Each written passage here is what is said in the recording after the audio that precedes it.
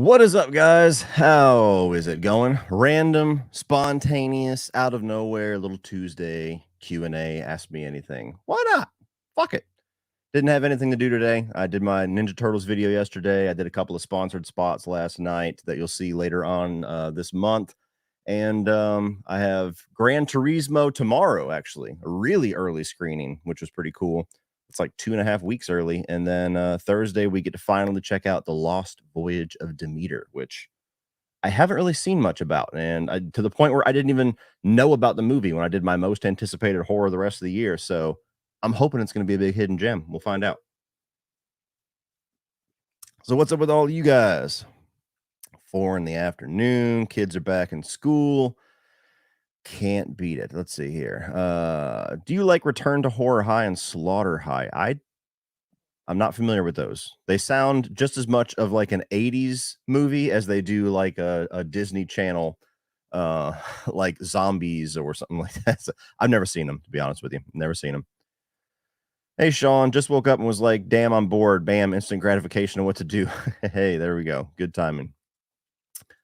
What are your favorite Paul Reubens films? Yep, R.I.P. Pee-wee. Definitely Pee-wee's Big Adventure. That's actually the only Tim Burton film that I genuinely love. That was a big one for my childhood, and it still holds up. I watched it with my daughter last year. He's great in Mystery Men. I've never been as big on Blow as everybody else, but he's good in that one. And it's probably just those two, Mystery Men and Pee-wee, honestly. He's popped up in a few things here and there, but not in movies that I've seen or ones that are pretty high on the list for me. Can you review The Witch? I'm sure at some point I'll review it. It's for my quick thought, I've only seen it once. It's definitely effective. It's different. I also found the dialect more specifically to be kind of hard to understand, which took me out of it a little bit, but it's good. I understand why people love it. Thoughts on Talk to Me Too. So if you guys didn't catch this, so they announced with like a pretty cool little graphic on well, I was gonna say Twitter, excuse me, X, where it was the hand, and then all of a sudden it like contorted into a two, and it said "Talk to Me" coming soon. So I'm of two minds of it. One, I'm glad it's successful enough that A24 has got like a little franchise on their hands here because it's one of the more mainstream things that they've done. I'm also happy for the directors. At the same time, I don't necessarily think that's a movie that screams sequel to me. I think that's one of those movies where I'm like, that's a good one and done. I would have preferred to see those directors get money to do something else. But yeah, we'll see. Maybe I'll see the sequel and be like, holy shit, there was a lot you could do in this world. I could see where you could expand it and do other stories. It sets up the concept well, but yeah, I'm of two minds. I'm happy for it, and at the same time, I don't necessarily think we need a sequel. All right, let me do one more, and then I'm gonna jump over to the super chats. Let's see here. Watched Return to Sleepaway Camp last night for the first time. What is the deal with Alan, weirdest character of all time? Yeah. Most annoying horror character for sure. I mean, for those that haven't seen it, he's the main character. The most insufferable, miserable person that you've ever seen in a slasher. He just walks around being disgusting and gross and treating people poorly. And it's trying to like, it can't even effectively set him up as like a victim of bullying because he's such a piece of shit. It's like, yeah, I would bully you. You need to get bullied more, you fuckhead. So yeah, I don't know. I don't know what was going on. That was a wild decision for sure. All right. Chris, what is your opinion on those early 2000s scary movies? Would that work today? I love the first two, especially Scary Movie 2. I think Scary Movie 2 is genuinely pretty hilarious. The first two are really smart. The two that the Wayans brothers were in charge of, I really like. I've seen Scary Movie 3 and Scary Movie 4. Wasn't really crazy about either of those. They have a couple of moments that are pretty funny, but they're not nearly as sharp as the first two. And didn't they make a fifth one? I never saw that one. So you could do it today, but the problem with just comedy in general, I was talking about this yesterday. I just feel like comedy is so neutered nowadays because writers or just Hollywood producers don't want to put movies out there that are going to offend anybody. They don't want to be controversial. And to me, comedy should be controversial. comedy should be offensive or challenging on some level. That's what makes it fucking funny. Now, there are jokes that go too far. There are jokes that are in bad taste. There are jokes that are too mean-spirited or too risky, for sure. It's about knowing that line and whether or not you're actually an effective comedian or an effective comedic writer. But nowadays, I mean, it's been, I think I was doing this on a live stream not too long ago. I think 12 years ago was kind of our consensus. We were talking about great comedies that were like hilarious. And it's been about 12 years since we've had one, in my opinion, that are on that level. And the movies nowadays that are really funny, or that are the movies nowadays that are trying to be really funny, just feel more safe and feel more sanitized. And so it's not really all that funny to me.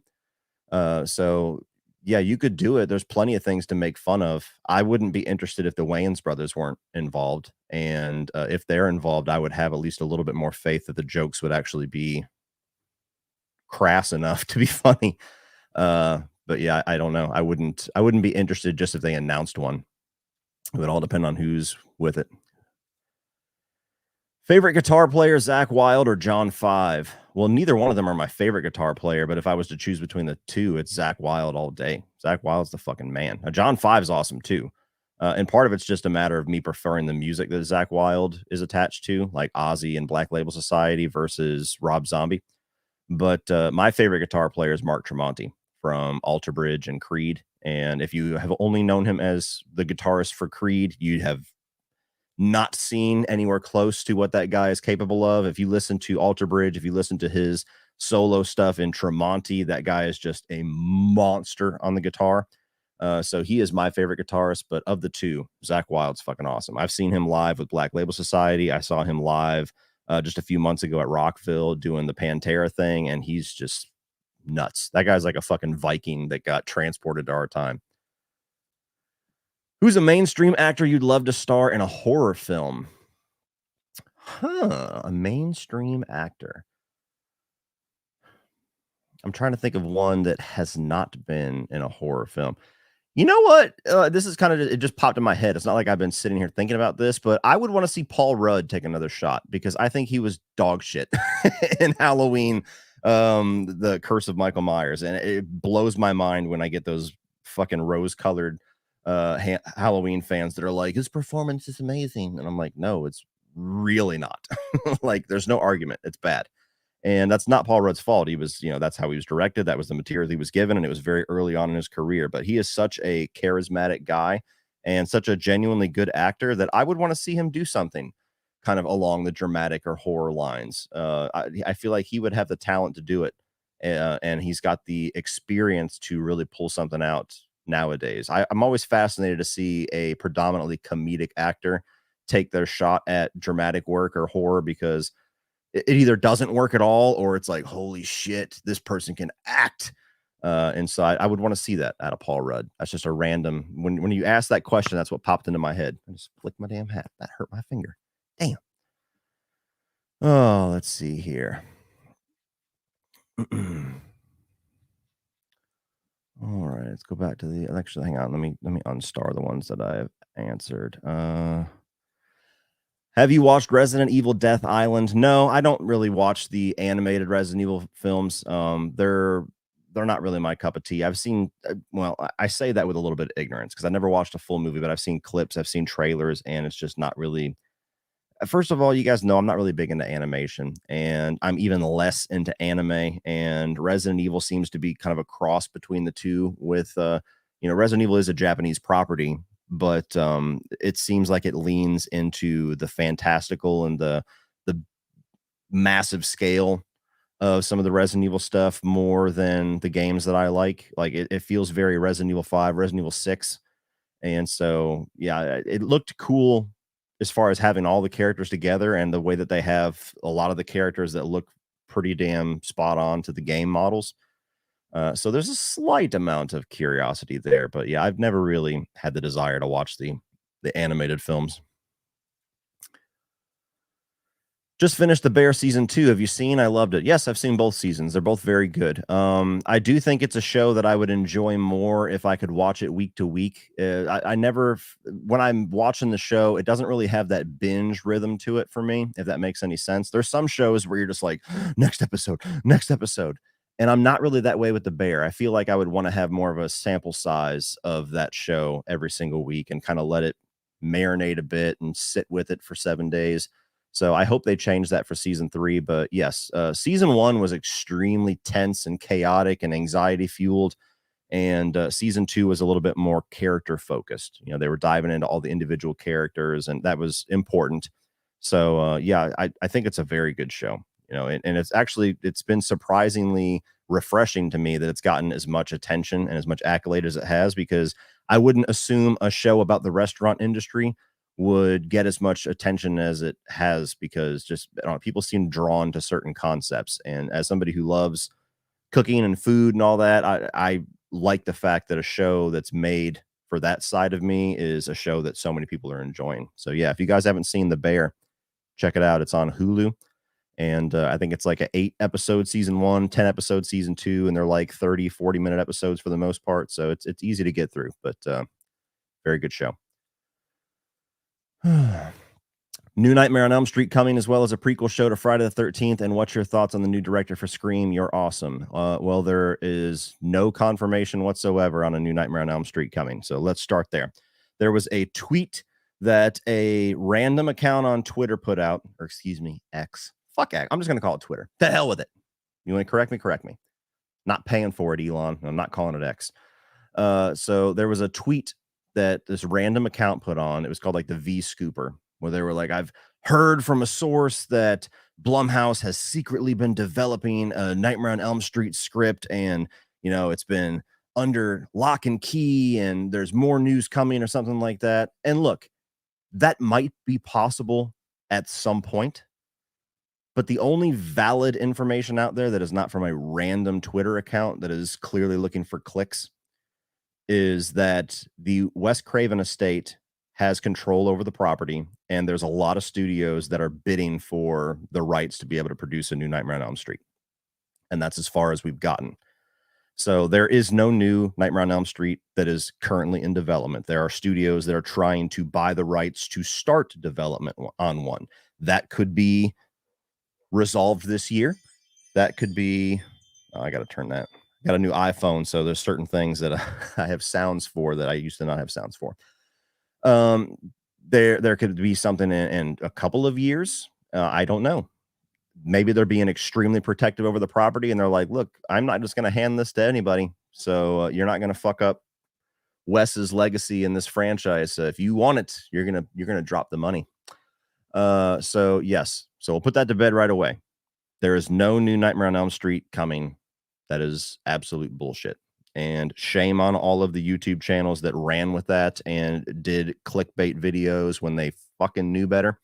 And most of them absolutely knew better. They knew that it was bullshit, and they knew that this Twitter account with like 300 followers that's only been on Twitter for like 3 months has absolutely no reason to be considered a source whatsoever.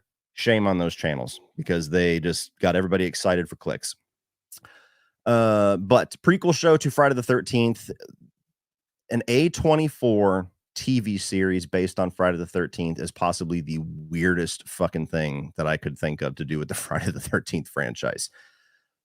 But that's also kind of exciting, because you think about Friday the 13th and it's just like, what can you do with Friday the 13th besides make another Friday the 13th? And let's be honest, whether you're a fan or not, the vast majority of that franchise is basically the same shit. So to a certain degree, I'm very intrigued and excited by that. And to another degree, I'm kind of like, what does that even look like? Like, what is that going to, is it even going to be Friday the 13th, or is it just going to be some weird thing capitalizing on the name? And we won't know till we see it, but I'm definitely intrigued. Thoughts on the new director for Scream? So those that did not see, Christopher Landon, who is the director of Happy Death Day to You, and Freaky, is now signed on to be the director for Scream 7. The guys from Scream 5 and Scream 6 are not going to be doing the new one. And I'm excited about that, because I have liked all of that guy's films so far. I think that he has a really good mix of humor and horror, and he does a good job. If you saw Freaky, he can actually go pretty hardcore with the gore and the slasher stuff. So I hope he doesn't go too funny. I hope he understands the balance of the tone that's necessary for Scream. Scream should always be significantly more on the horror side than the comedy, but you have to have some sharp comedy in there. So he has more than proven himself as somebody that can handle it in my mind. And even though I really like Scream 5, and despite the fact that it went off a cliff in the last 15 minutes, there was a lot of things about Scream 6 that I really enjoyed. I'm excited about having somebody new in there. And they didn't do enough to set up like this trilogy of story arcs to where I'm concerned about somebody new coming in for the third part of the trilogy. To me, it's going to be pretty easy to pick up where they left off. Thoughts on Christopher Landon directing Scream 6? Well, there you go. Just answered your question as well. Thank you for the money, though, Mike. Appreciate it. When Brian farted on the 31 on 31 debrief, that derailed us for a good 7 minutes there. He tried to hide it so bad, too. And it's like, dude, only one person did this thing when that sound came up. So if you guys don't know, yeah, we did the 31 on 31 debrief a little over a week ago on the vampires and werewolves one, the creatures of the night. And at some point in the stream, yeah, you'll see me and Brian just derail the stream for like a good 7 minutes, especially Brian, who just is choking laughing. So yeah, that was you can always count on either Brian or CP or the collective of the two to have the highlight moment of one of those debriefs. And Brian took it for himself this time. What is your favorite Stain, Seether, and Godsmack song? Mine are Outside, The Gift, and Moon Baby. That's a good question. I would probably need to prepare on that a little bit more, though. I don't necessarily have like a favorite song. I could give you like a top 5. I don't know if I can give it to you right now, but like Stained, I've always loved. It's been a while. I've always preferred that song to Outside. Outside is very overplayed to me, although it's a great song. I love the newest single that they have. Lowest in Me is one of their best songs ever. Like I have been addicted to that damn song. I probably listened to it like 50 times since it's been released. So that definitely makes my top 5, which gives me a lot of excitement for their new album. And let's see. Right Here is one of their good, like kind of more ballady songs. And the song Wannabe is highly underrated from their previous album, though it's kind of like it's got a bit of a rap flavor to it, and it's just talking shit about all the people online that bitch in like the comment sections and all the cowards. And it's just, especially doing what I do, I'm all about the message. I'm like, yeah. So I love that one. As far as Godsmack, Releasing the Demons has always been an underrated pick for me. Of course, I love some of the easy ones like Awake and Moon Baby. Yeah, I would have to prepare for this. Damn. And Seether. Fuck, man. It's a very hard question to ask off the cuff. So give me 1 second here, and I'll pull up my my YouTube music, and I'll go to Seether, because sometimes song names just bleed together in my head. So let's see. Their cover of Careless Whisper is pretty fucking awesome. I will say that, even though it's not their song. Stoke the Fire. That is probably my favorite Seether song. That was the opener on not the latest album, but the album before that. That song kicks major ass. My Disaster is a great song. Same Damn Life. I love the music video for that. That's a really silly one. That's a lot of fun. No Jesus Christ. I mean, all 3 of those bands, it is very difficult for me to tell you favorites because I love most of their music, but hopefully I answered that well enough. Big fan of your channel for years now. I appreciate it, man. Do you want a Resident Evil 5 or a Code Veronica remake? Or maybe you're more excited for Resident Evil 9. I actually like the pattern that they've been on here, where they do like a remake and then they do a new sequel, if that makes any sense. Like they did Biohazard, and then they remade Resident Evil 2, and then they did Resident Evil 3, and then they did Village, and then they did Resident Evil 4. And so we're probably going to get another remake, and then we'll get Resident Evil 9. I want one of 2 things. Actually, not one of 2 things. This is what I want. So we got a remake of Resident Evil 2, Resident Evil 3, and Resident Evil 4. And to a certain extent, that works as a trilogy because you have Leon's story start in 2, then they wrap up the Raccoon City story with Jill Valentine and RE3, and then you get the next chapter with the Ganados and all of the Las Plagas with Leon and Resident Evil 4. And then that kind of works as a little closeout trilogy there. I want them to remake the original Resident Evil, which would start Chris and Jill's storyline, then follow that up with Code Veronica, and then end it with Resident Evil 5. Because it makes no sense whatsoever, even though this is probably the most likely thing they're going to do, to jump right into Resident Evil 5. Because for anybody that has only played this new timeline of video games, they don't know who the fuck Chris is. They barely know who Jill is, because even though she was in Resident Evil 3, her relationship to the characters and her place in the story that's going to be explored in Resident Evil 5 is going to be out of nowhere. Nobody knows who the fuck Wesker is or what his plan has been this entire time. So if they jump right into Resident Evil 5, us old school fans are going to know what's going on. The people that played the original are going to know what's going on. But anybody that has been playing these remakes, which I imagine are a lot of people, are going to be like, what the fuck is going on here? So to me, that would make the most sense to do a remake of the original, which would be awesome. And even though the GameCube remake that they have remastered a number of times is still very playable, they could use a remake. Then you do Code Veronica, which is, of all the games, the one that desperately needs a remake. And then you can do Resident Evil 5. So if I was in charge, if I was writing the checks, that's what I would tell them to do. Since you and I are the Warriors fans, thoughts on the Lin-Manuel Miranda stage adaptation? I mean, it's not really anything that I've had any thought on, because it's nothing I would ever go see. Like a stage adaptation of the Warriors seems weird to me. Maybe it'll be cool, but I'm not really somebody that goes and watches Broadway or theaters or plays or operas or anything. So it's never anything that would be on my radar enough for me to even really have an opinion on. Yeah, I don't know. That seems like a weird direction. That's a movie that I think very easily you could do a modern remake of, and you could make it pretty relevant and pretty cool. Thoughts on Natural Born Killers? I have never been able to get through it. It's way too fucking weird and goofy and out there for me. I've never been able to get more than 30 minutes in. When it goes to like the sitcom stuff and the cartoons, and one day I'm gonna have to force myself to watch it all the way through, because it seems like it's one of those movies it's hard to have the conversation of, I've never seen it. Especially when you review films. That's one of those movies where they're like, how the fuck do you review movies? You've never seen this. There's so many of those movies that would apply to me. But yeah, I've only been able to get 20, 30 minutes into it, and it's just not for me. So we'll see. Maybe one day I'll see the brilliance. Maybe I got to see the complete picture for me to get it, but they have not grabbed me thus far. Greetings, Cody. Have you seen The Grudge? If yes, do you like it? I've seen chunks of it. I've never sat and watched it start to finish. The whole like American remake of Japanese horror craze that was there in the early 2000s didn't really grab me. Part of it's because The Ring was ungodly overhyped for me. I was in 7th grade when that movie came out, and every girl. Okay, we're gonna do not disturb. Every girl in my class, every single one of them, this is the scariest movie I've ever seen. It's the scariest thing ever. Not to mention that they spoil the ending. They're like, I'm just sitting next to. I get mad just thinking about.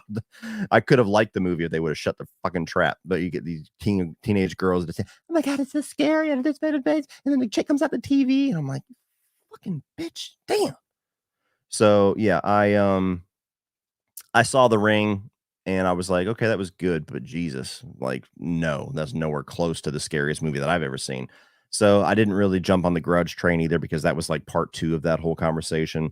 I have only seen the most recent Grudge from like 2 or 3 years ago. I reviewed that one, and it wasn't very good. So yeah, I don't have much of an opinion on it. That's another one where I've never actually sat and watched it, so I shouldn't say too much, but I don't believe it's a movie that's for me. Like you, possession movies aren't my favorite in horror. After Emily Rose, it began its decline. I love the original Exorcist. Rest in peace, William Friedkin. Ooh, you misspelled the name.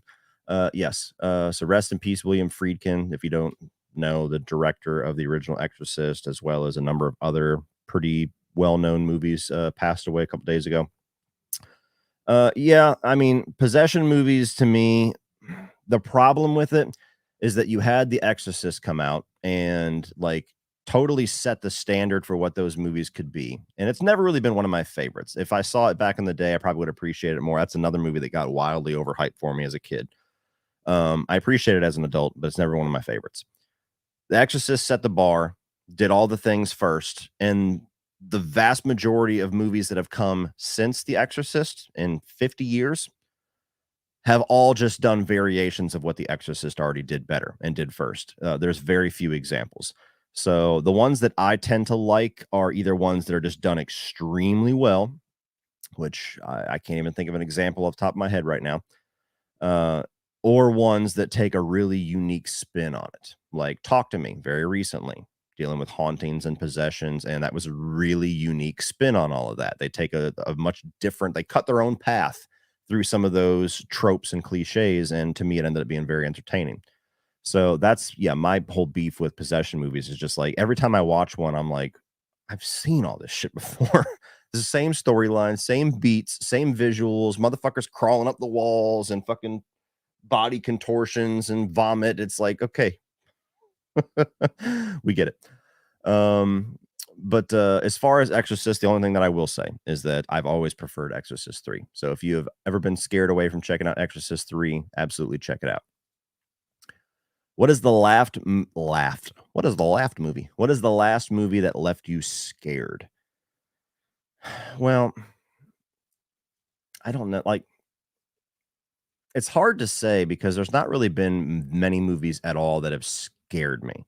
When I think of a movie that scared me, I think of a movie that, like, I genuinely was nervous watching by myself, and it made me nervous about what was in the dark, and it was hard to go to sleep that night.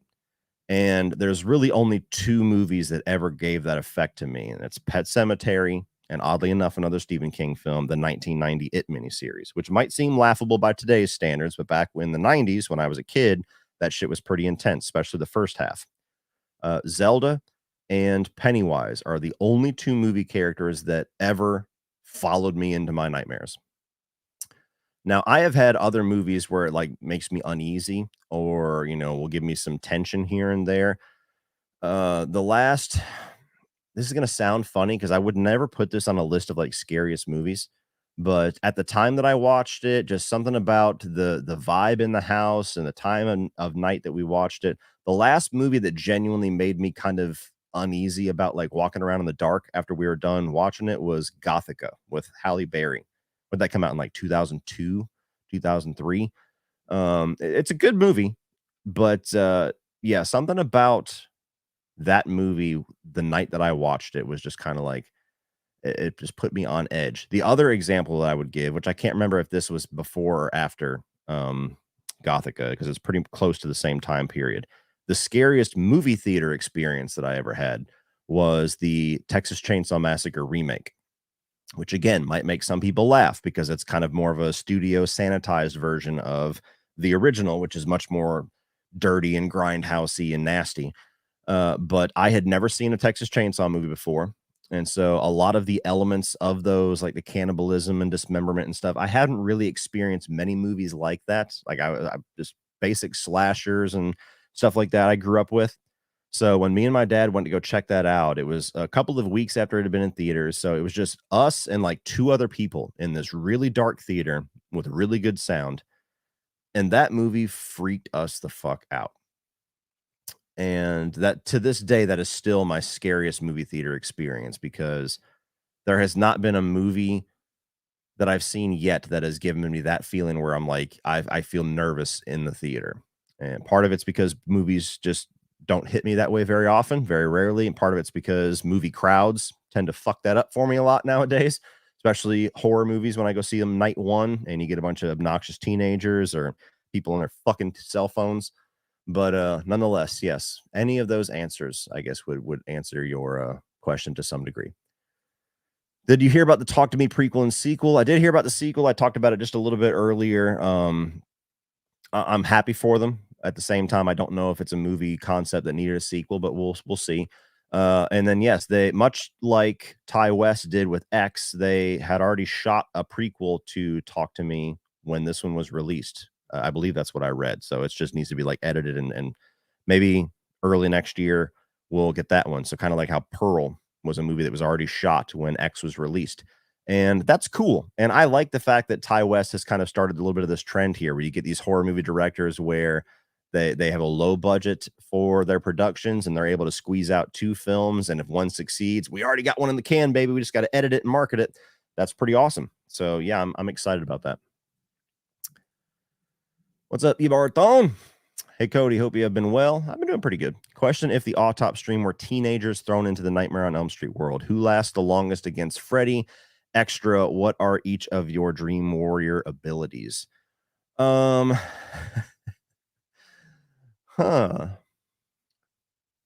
Who lasts the longest against Freddy? That is a loaded question. On one hand, I would say CP might have a chance of lasting the longest because he has a really fucked up sleep schedule where the rest of us would probably end up in front of Freddy a little quicker. But the time that he stayed here for a few days, he also knocks out like that. Like we were downstairs talking about something. I had to go to the bus stop to get my kid, and I was gone for literally like 12 minutes. Went to go get her, came back, he was asleep, dead ass asleep. And so maybe he'd be the first to go. When you start playing into like the fear giving him power, I feel like maybe Brian would be the best at avoiding that a little bit because of his religious beliefs and stuff. So maybe he would last the longest. I don't know. I don't know. Yet again, I feel like I know Freddy enough that maybe I could like negotiate my way out. Be like, hey man, come on, I can help. I can help out. I can like drop sleeping pills in people's fucking drinks or something. Like I could be a partner. Just let me go, and then I'll gotta figure out a way to not go back to the dream world because I lied. What are each of your Dream Warrior abilities? Oh wow. Let's see. Well, CP would be able to like edit the dream world. Sean would be able to chug infinite amounts of Coke Zeros and Diet Pepsis. Brian would be able to argue Freddy to death. I don't know what mine would be. I don't want to say anything conceited, so I'm not sure. But that's a fun question. Appreciate it.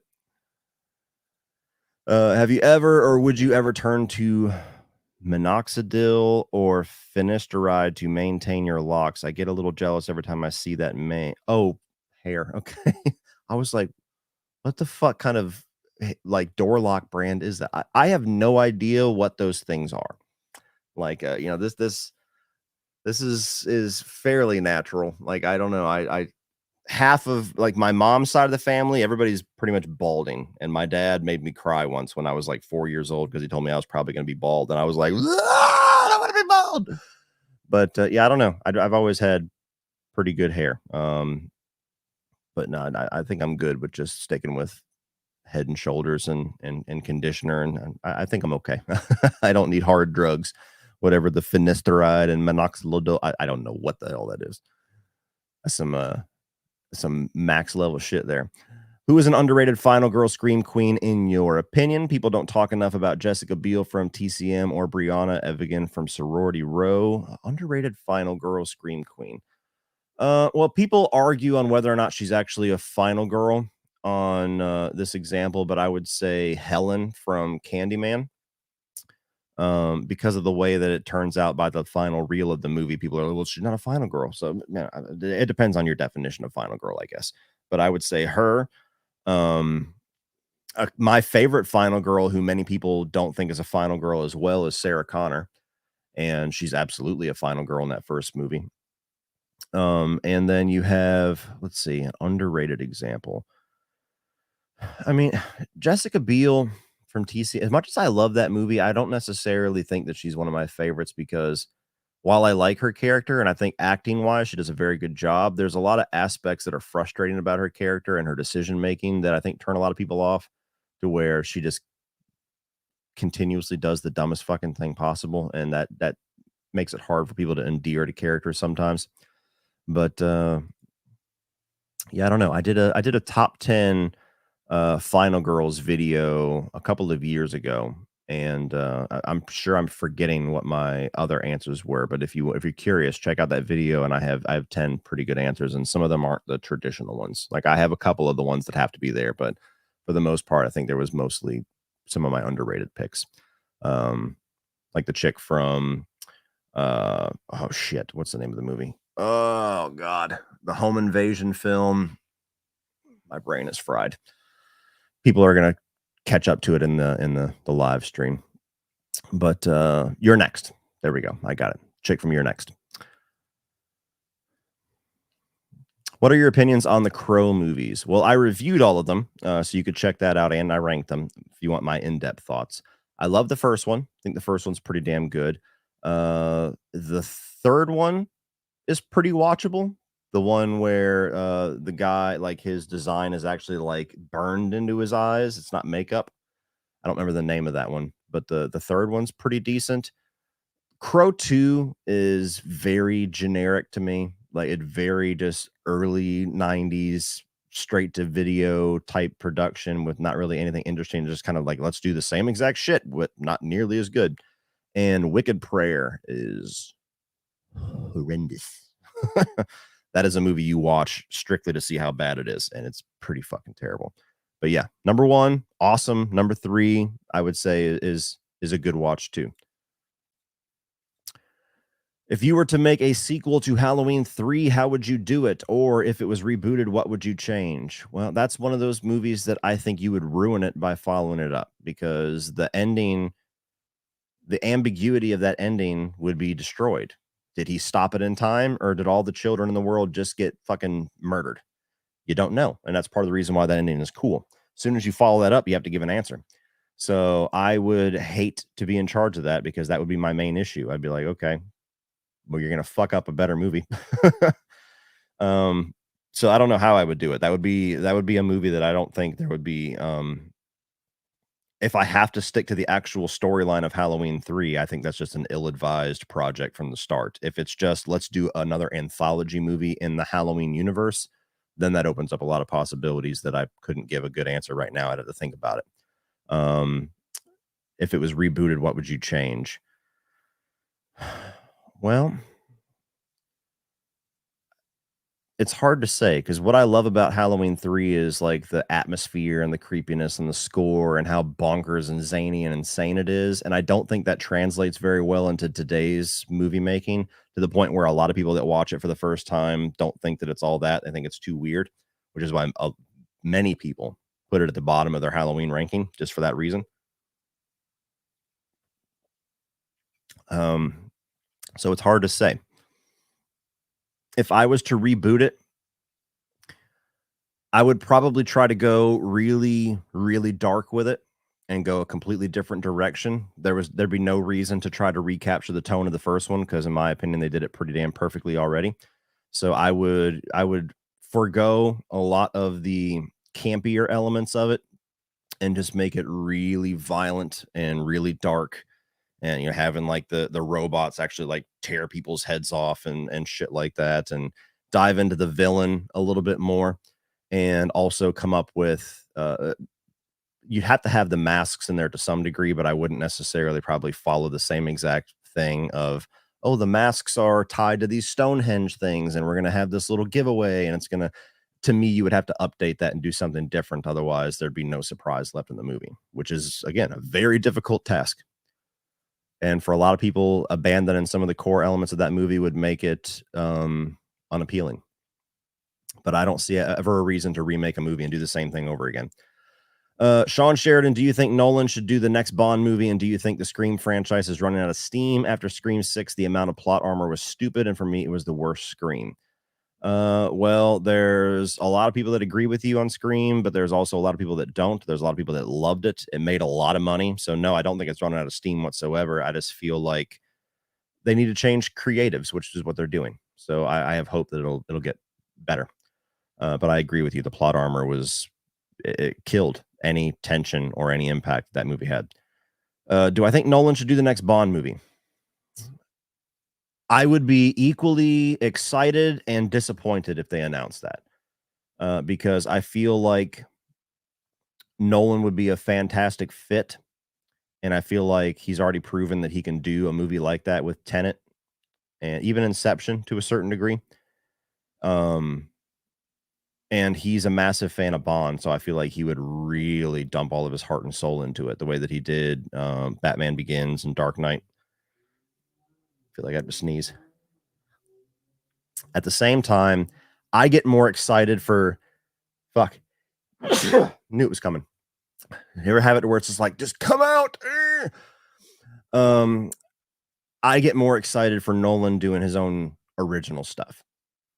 I would take an Inception or a Prestige or even a Tenet, even though I didn't really like Tenet all that much. I would take another Tenet type concept over him doing an established IP, because he's not really going to be able to do anything mind bending or unique or crazy with Bond. He's just going to be able to direct the shit out of it. So yeah, that's something where if they announced it, I'd be like, that makes sense. Okay, that's probably going to be a good move. And then at the same time, I'd be like, oh, but what could we have had? What's up, Justin? Hey, Cody, since you're a fellow 90s kid, do you have any nostalgia for Beavis and Butthead, both the series and film? And are you a Mike Judge fan? I never really got into Beavis and Butthead all that much as a kid. I did watch Do America a number of times, and I thought it was funny, but it was never like a movie I rewatched all that much.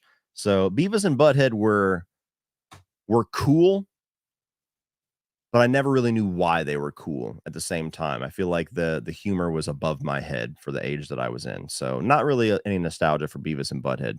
Am I a Mike Judge fan? I love Office Space and I love Extract as well. Not a lot of people talk about Extract, the movie that came out with Jason Bateman and Mila Kunis. And that movie is genuinely hilarious to me. Not quite as funny as Office Space, but I think it's a highly underrated comedy. So I would recommend either of those. So yes. Did Mike Judge do um what was the movie where everybody's dumb in the future? Idiocracy. I never saw the whole thing, but if he did that, that was pretty funny too. With the new Spy Kids coming soon, you should do a Robert Rodriguez ranking. That would be weird because that guy's got movie quality all over the fucking place. Like, that would be interesting, though. That would be interesting. I'll have to see when it's coming out because I would love to have an excuse to review The Faculty and watch a couple of Rodriguez early movies that I haven't seen. But yeah, that would be a wild ranking for sure. Cody, what would be your feelings on A New Nightmare on Elm Street if it was an R-rated theatrical animated film where Robert Englund would get to reprise his role for a final time and use the animated medium in the nightmare? I would have zero interest in that. I would have zero interest in that. Like, I'm not really big into animation. I've said that time and time and time again. So right off the bat, you're not really interested in me that much. I have never really gotten anything from a horror animated movie. Like, horror live action has a hard enough time scaring me and putting me on edge. I don't see a cartoon ever doing that because I know it's fake. So there's just no blurring the lines of reality that gets somebody scared or nervous with a cartoon, at least for me. To me, that would be just the most desperate thing to do to keep Robert Englund's name attached to Nightmare on Elm Street. And I also, as much as I love and respect the man, I don't have the opinion that most people have that the series cannot survive without Robert Englund. If they take their time and they cast it well and they find a young, hopefully underknown or completely unknown actor that can completely disappear into the role of Freddy, not some fucking A-lister. Don't cast Tom Hardy as Freddy because we're only going to see Tom Hardy. We're not going to see Freddy. If they get a good, determined, passionate, underknown character or an actor, and they actually give them a good script, which is genuinely like one of the main things that was the detriment to Jackie Earl Haley was that they just gave him shit to work with, and the makeup CGI thing was a bad choice. If they do that and they do a good job, you will see Freddy, and people will go, holy shit, somebody new can do Freddy and bring something new to it. So yeah, if they announced that, I would be extremely disappointed. I would watch it out of curiosity. I'm not going to lie, but that would do nothing to excite me or interest me.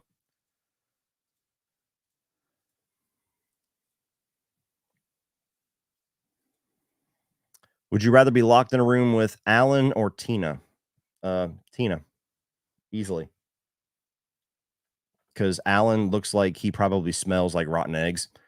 And so I would want to just beat the shit out of him because he's miserable to just smell. One of all, first off. Second of all, that guy would not shut the fuck up if we were locked in a room. Like Tina was annoying, but she at least felt like a human being to a certain degree. Like Alan is somebody where I'd be like, can you please kill him and just leave me in a room by myself? I will chill by myself, please, Mr. Killer Man. So yeah, I'll take Tina. I'll take 3 Tinas over Alan. Hey Cody, FYI, Mask of Phantasm 4K released in September. I saw that. That's going to be interesting. Although the animation already looks incredible in Blu-ray, so I don't know how much of an upgrade you're going to have in 4K. Sometimes I feel like that's just them squeezing some more money out of you, but yeah, that's one of my favorite Batman movies, so definitely exciting. On the subject of mainstream actors in horror, do you think Tobey Maguire could do a horror movie? Also, Twitter is better than X. Yeah, and the X thing is not going to catch on. Look, I genuinely think that Elon Musk is just like the greatest troll of all time. I'm not like saying I'm a fan of the guy, but the amount of reactions that I see all over Twitter over the past, like, what has been like a year since he's taken charge, as if he's just incompetently doing all this dumb shit to just, the man is one of the best businessmen out there. There's a reason why he's one of the more rich people out there. He's not fucking stupid. And so I just feel like he bought Twitter to troll people. He bought Twitter to fuck with everybody and to make things to implement things onto Twitter to watch people lose their minds and threaten to leave that they'll never leave. And so while I kind of certainly wish that Twitter would have been left alone because it was fine the way that it is, not that it's Twitter could get deactivated tomorrow and I wouldn't care. Like, it's not that important to me.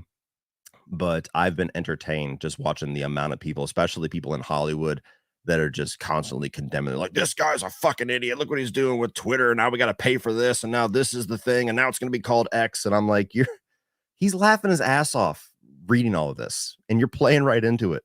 So that wasn't your question. But on the subject of mainstream actors and horror, do you think Tobey Maguire could do a good horror movie? Yeah, absolutely. If you saw Babylon, he was creepy as fuck in that. So yes, he absolutely could. And I would be very intrigued to see what he could do. Let's see. Uh-oh,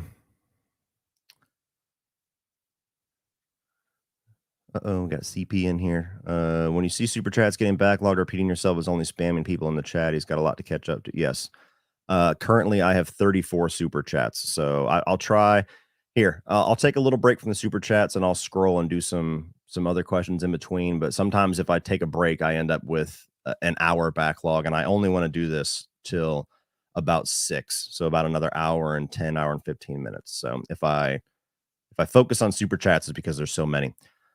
Pantera died with Dimebag Daryl. I mean,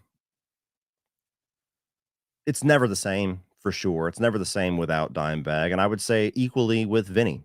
But I saw them live, and look, it doesn't sound 100% like Dimebag and Vinny, but it sounded pretty fucking incredible. And to me, it had the spirit of Pantera, and it worked. It worked for me. So I totally get what you're saying, Sky, but I enjoyed seeing what they were doing.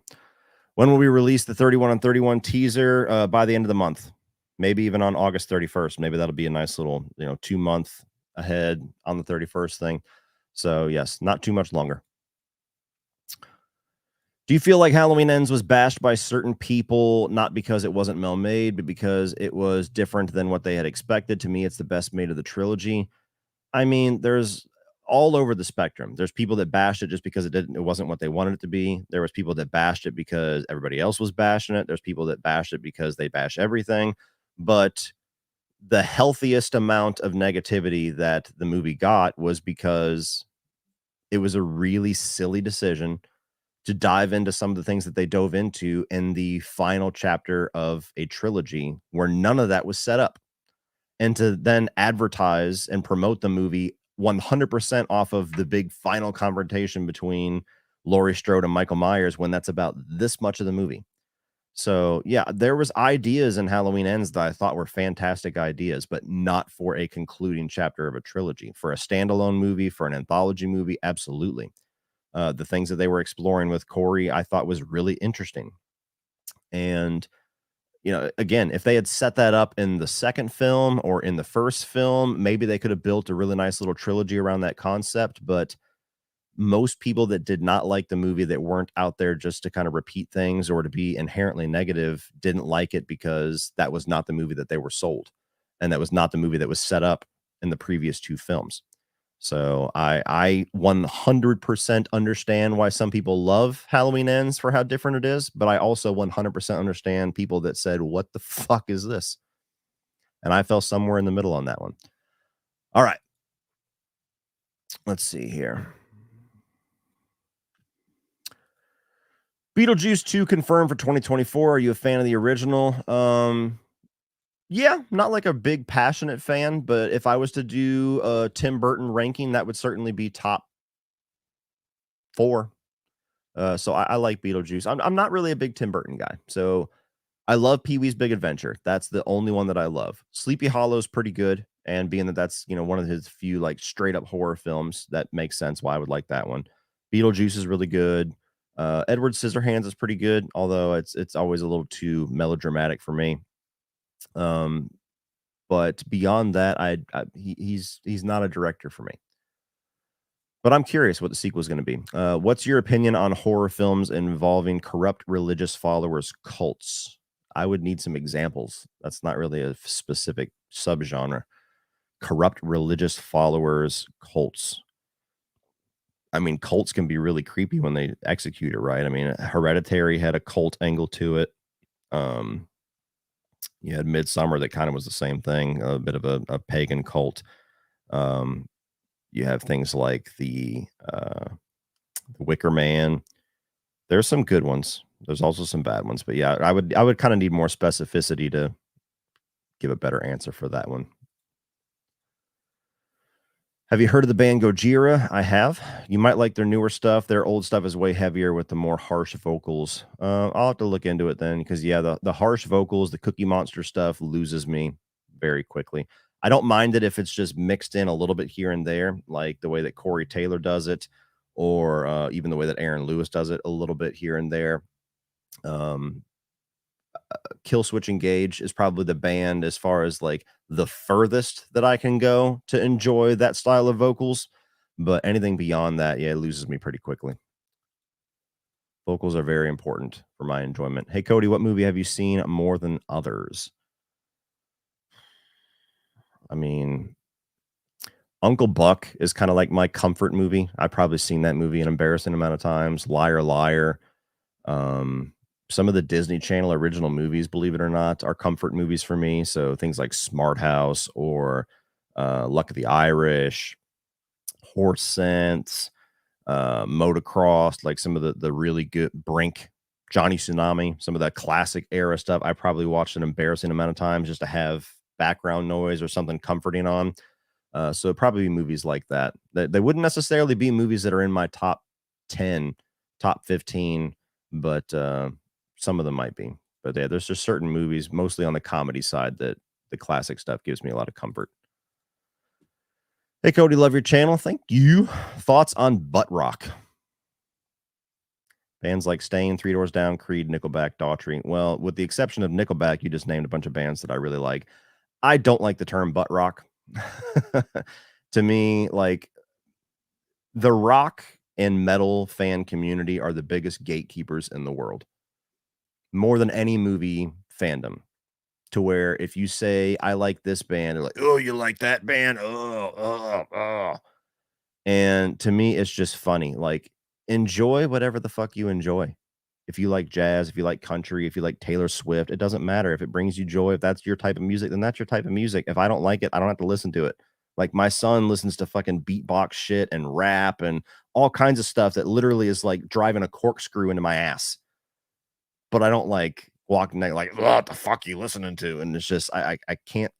The term butt rock comes from that.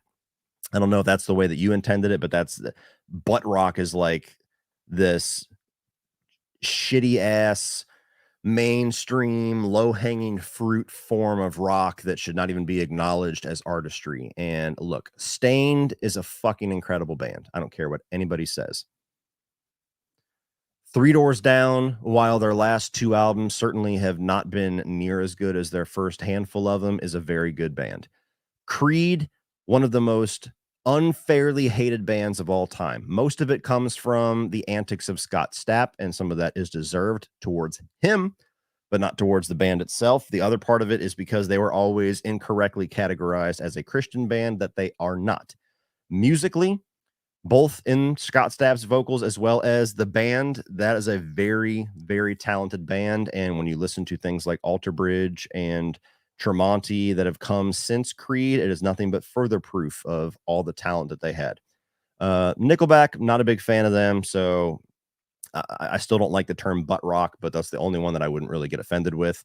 I used to like Nickelback quite a bit back in the day, right about the time that I turned maybe 18 or 19, right around their Dark Horse album. They started to really lean into just the most mainstream cookie cutter bullshit, where it was just like the same stuff over and over. We got to have a song that's all about fucking. We got to have a song that's all about drinking. We got to have the super sappy ballad song about love.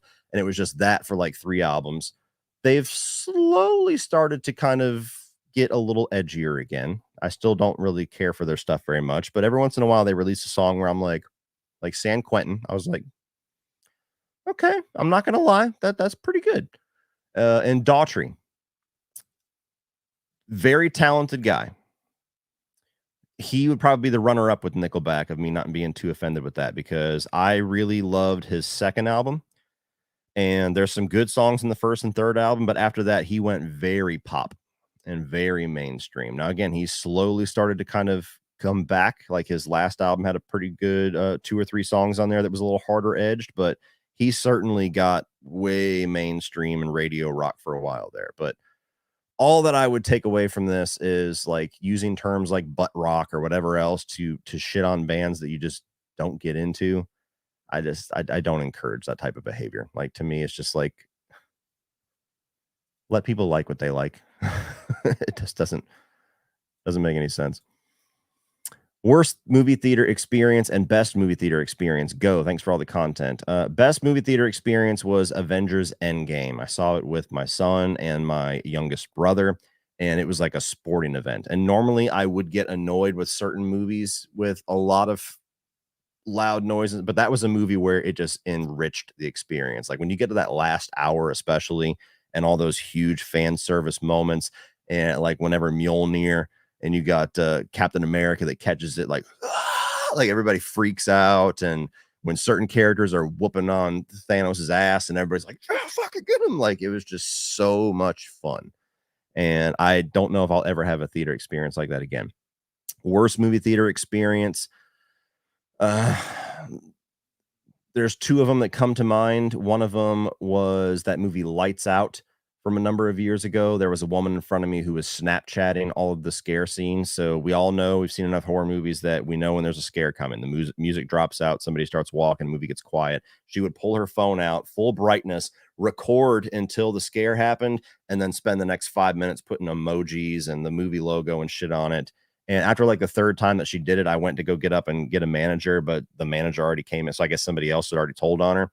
So about more than half of the movie was ruined for me because of that stupid bitch. And then most recently, Black Panther Wakanda Forever.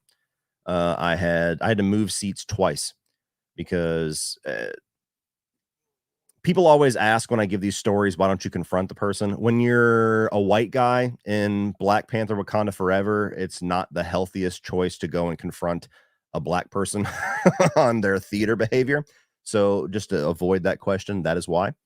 It's easier to just move seats and try your best to find a better experience without ruining their selfish bullshit. But I had a woman next to me with a kid, where the kid was talking and moving around and being a kid that was not interested in Wakanda Forever, which is not a movie that kids are going to get interested in. And so that was frustrating enough. But as a parent, I had patience with it until she let him play on her phone and play games with the fucking volume on. So I moved seats. And then I sat next to a guy who kept getting text messages and kept pulling his phone up. Literally answered 2 phone calls in like 20 minutes, and then I had to move again. So that was fucking horrible too. Ugh.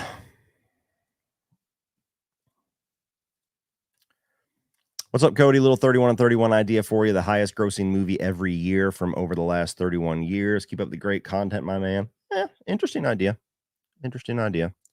There's a lot of different ways that we can go to it. I kind of want to stick to franchises. I don't want to get too crazy with it, but if we need a little Hail Mary, that one might work.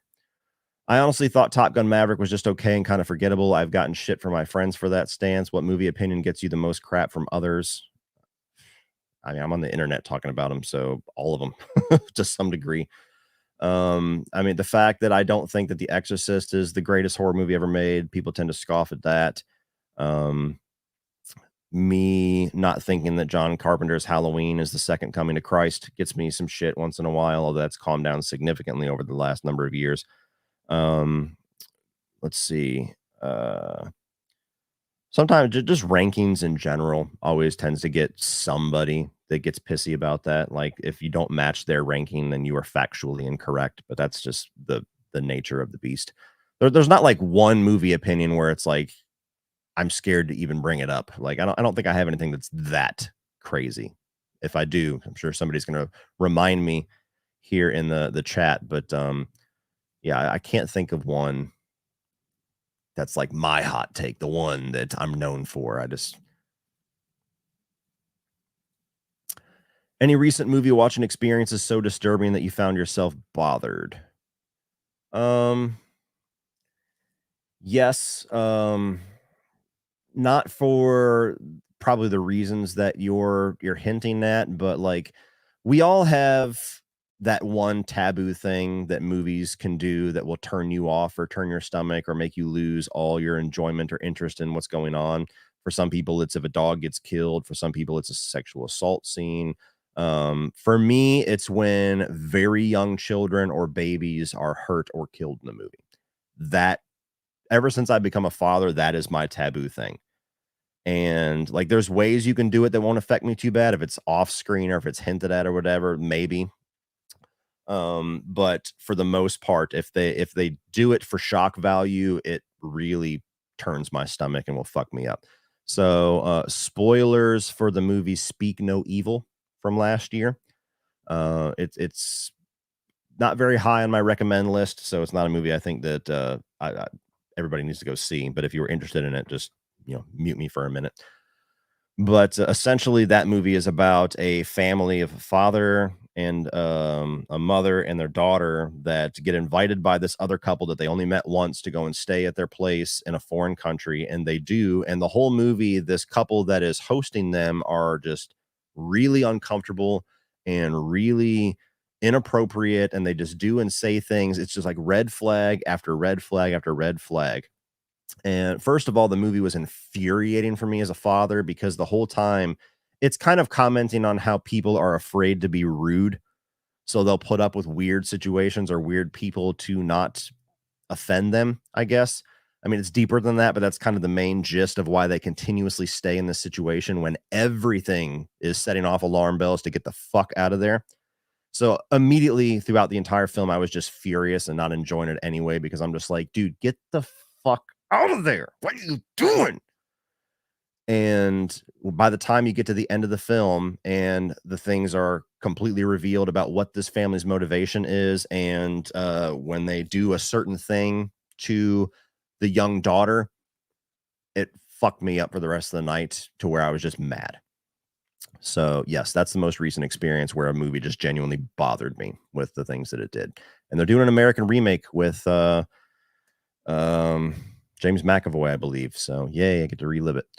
Hey, Cody, 31 and 31 suggestion. Hellraiser, Wrong Turn, Saw, and Hostel. Think it adds up with Saw X. I'll have to double check the math on that, but that might add up to 31. If you could have a one-on-one conversation with any director, who would it be and why? Probably John Carpenter. He's my favorite director for as much as I get shit from some of the Halloween fans. So he's one specifically because he hasn't been in the business for so long that I would kind of want to pick his brain about how it used to be and what drew him to make films and what eventually kind of made him want to just focus on his music, and what about movie making today interests you and what kind of makes you not want to ever get back into the business. And hearing some behind the scenes stories about some of his movies and stuff, I think that he would be the one that I would probably most easily be able to just keep having conversations with. Some of the other directors that I have a lot of fandom for, I feel like they would be almost too smart for me to sit there and interview. Like, I wouldn't know how to interview Nolan. I wouldn't know how to interview Tarantino, because they would just they're way out of my weight class. Not to say that John Carpenter is not smarter than me, but I'm just saying, like, I feel like I could have a conversation on his level with his types of movies and the films and the interests that he kind of puts out there, where Nolan and some of the other guys, I would be like, damn, I'm intimidated. So yeah, Carpenter. Favorite William Friedkin movie and crime movie, 31 on 31. I don't know how many crime franchises there are, but I would love that because I love crime films. Now, let me see. Let me look up William Friedkin. Um, make sure that I get all of his movies. I mean, The Exorcist is probably the easiest answer, but just to be sure, let me see.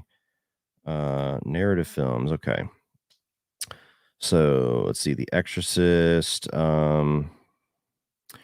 Killer Joe is a pretty wild movie. So either The Exorcist or Killer Joe. Killer Joe being the movie with Matthew McConaughey. Um, it's pretty weird. Like, the way that it ends and everything is very strange. I think it's based off a play and it kind of ends like a play.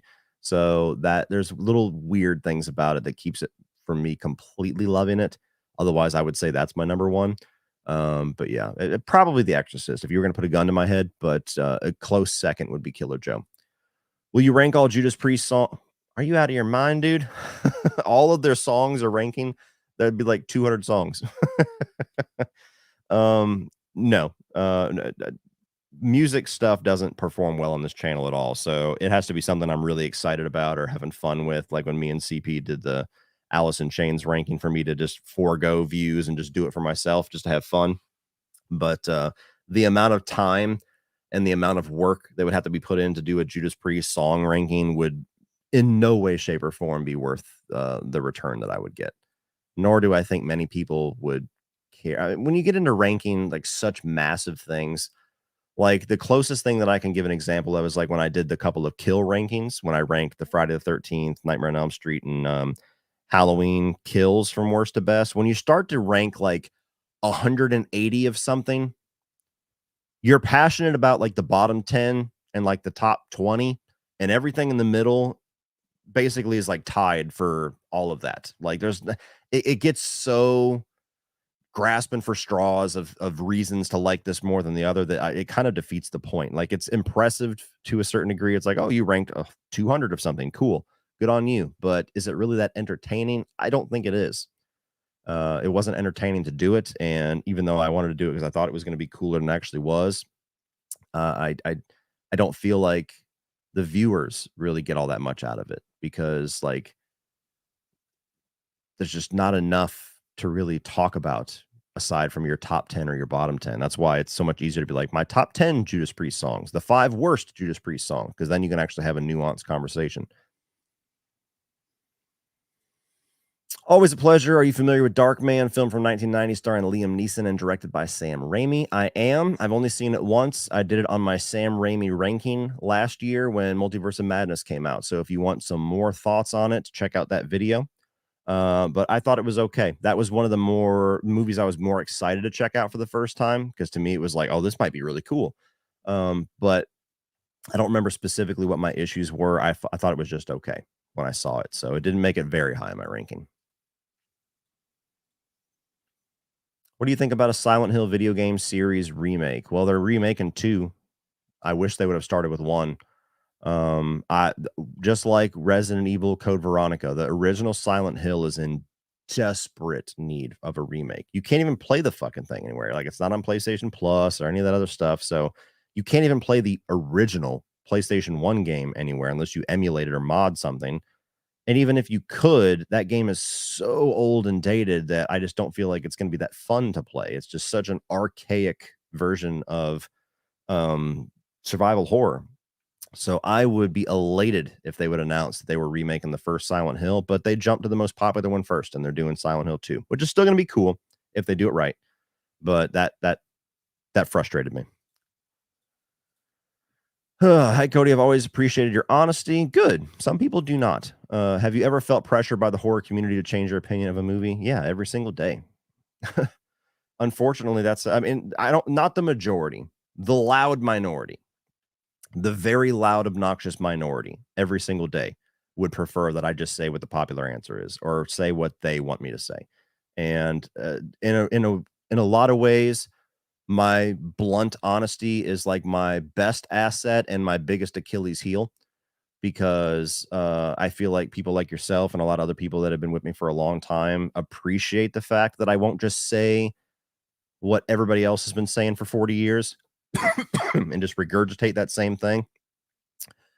And then there's a lot of other people that I feel like misconstrue heavily my blunt honesty and think that I'm just like this person that tries to just have these contradictory opinions. And I just put videos and rankings out there for, they call it clickbait. And I'm like, how is it clickbait if you have to actually watch the video to find out that I'm saying something that's not popular? I'm not marketing like, you'll never believe my Halloween ranking, hashtag 1978's number 5 or some bullshit like that.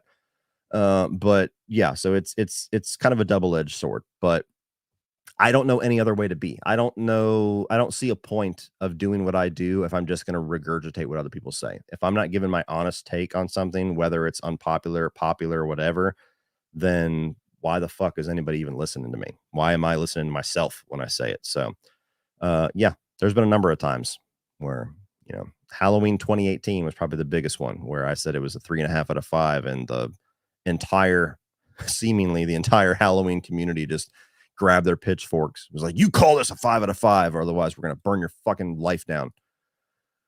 Have you played The Warriors on PS2 from Rockstar? I played it day one, and me and my brother stayed up all night and beat it all in one sitting. I loved that fucking game. I don't know how well it holds up, but I loved that game. And I thought it was a great companion piece to the movie because the first half is like all prequel to the movie. And then it was cool just to play through the events of the film. But yeah, that was a really, really neat game. I wish Rockstar would continue to do things like that. It seriously bums me out that they have just become Grand Theft Auto, the company. I understand they make money hand over fist with Grand Theft Auto, but for fuck's sake, can you do like one for the fans and then one for the Grand Theft Auto people? Like they used to do things like um, Bully and the Warriors and Manhunt and a bunch of others that are like some of my better memories of the first two PlayStation generations, or PlayStation 2, PlayStation 3 generations. And now it's just Red Dead and Grand Theft Auto. And Red Dead, I'm oversimplifying this because I know that there's a lot of big fans of that game. Red Dead is basically Grand Theft Auto on horses. It's the same type of concept. So yes, I wish they would do more things like the Warriors because Rockstar used to be the shit, and now it's just like, okay, we're gonna remaster Grand Theft Auto 5 for the 7th time. Have you heard of The Warning? They were at Rockfest. If so, thoughts. Thanks. I have not heard of them, and I did not hear them. So no, I'm not sure. Sorry. The first band that I saw was it is it Exciter? Is that the name of the band? I think I'm fucking that up. That's a Judas Priest song. But yeah, I only saw maybe 4 or 5 bands on Rockfest, and they were all kind of bands that I knew. And I didn't get there early enough to listen to some of the smaller bands that had the stage earlier in the day. Or it might have been the day that I wasn't there because I was only there the Saturday. Are you aware of the new Alien sequel being directed by Fede Alvarez? Thoughts on it? I have a lot of excitement for Fede Alvarez directing it, but I don't know anything about the story to get excited about. So I don't know enough, but he did awesome with Evil Dead. He did awesome with Don't Breathe. Didn't care for his Girl with the Dragon Tattoo movie as much, but he did fantastic with those first 2 films. And so I would be excited to attach his name to anything. If I was in charge of a Nightmare on Elm Street reboot, he would be on my short list of directors to talk to for sure. Thoughts on Dead Alive? I've never seen it. For the longest time, that movie was out of print, so there was no way for me to see it growing up. And it might be available now. I had to go look, but yeah, it's one of those things that's like on the list for me to check out. That for the longest time, it's not a very easy movie to get a hold of. Would a remake of Near Dark do well? Who directs? No, it's not a well-known enough name to be successful. Not to say that they couldn't make a profit off of it, because you could probably make that movie fairly cheap if you weren't an idiot. Um, and I don't even know what you would do to remake it. Like, that's not really a movie that I think needs a remake. That's they explored what they had to explore in that movie pretty damn perfectly, and I don't know what else new you could bring to it. Just a vampire western. We've seen other movies take that kind of subgenre spin in different directions than Near Dark, and so I don't know. That's another movie where if they were like, "Hey, you want to remake this?" No, no, I don't know what the fuck to do with that. As far as who would direct it, I don't know. Yeah, I don't. That's a tough question, man. I don't have a name that comes to mind for a style that I just immediately think Near Dark. How far did you get in the Puppet Master series? Not gonna lie, they are an acquired taste. That far. I watched the original because it was a Patreon request back when I used to do those, and I did not like it. Um, I watched the second one years later, like maybe 3 years ago, when a coworker of mine, a friend that, we would kinda share movies here and there because he was a big horror guy. He gave me his little DVD box set to he wanted me to watch 2, 3, and 4, and I watched 2, and from what I gathered online, most people either think 2 or 3 is the best of the franchise, and I watched 2 and I was like, ugh. So, yeah, I don't there's like 14 of those fucking movies. I've heard the newer ones are a lot gnarlier, but, yeah, that's a franchise that I don't see myself watching, whether it's for a review series or anything else. Like, it just I don't think I could get through it with my sanity.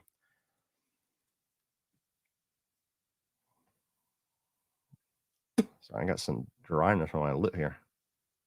The hell? Thanks for all the recommendations. Introduced me to a lot of gems. Just wondering if there are any Earthbound horror franchises a sequel could work in space. Hmm. Well, usually space is like the kiss of death when a franchise goes to space. It's like, oh wow, you're out of ideas. Earthbound franchise that a sequel could work in space. Mm, I mean, the only one that felt like there was enough silliness inherently that they could have fun with was Jason X, even though some people hate that movie. Um, to me, Friday the 13th in space is just like, yeah, that's not that crazy of an idea. That series is pretty silly. Fuck. No, I can't think of any.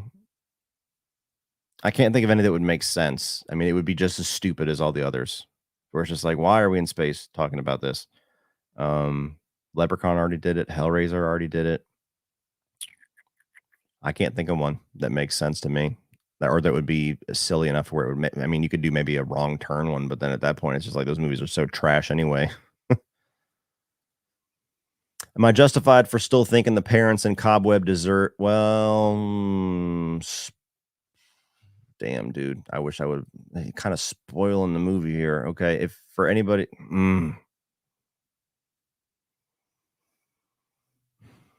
I apologize for anybody that just had the movie spoiled for them. I didn't. I should have proofread that, I guess, but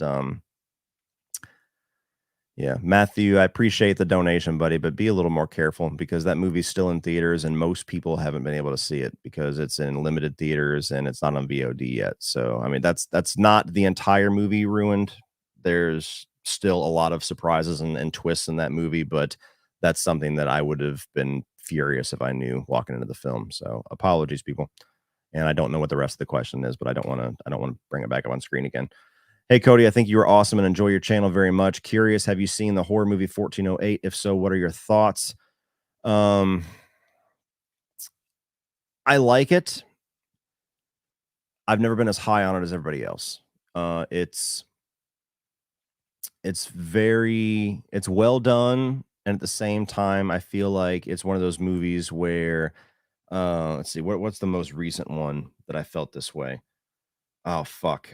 Um Oculus is an example, but there was one that was more recent. Oh, Malum. It's one of those movies where it plays with the main character and the audience's perception of what is actually real that is happening and what is just in the person's mind.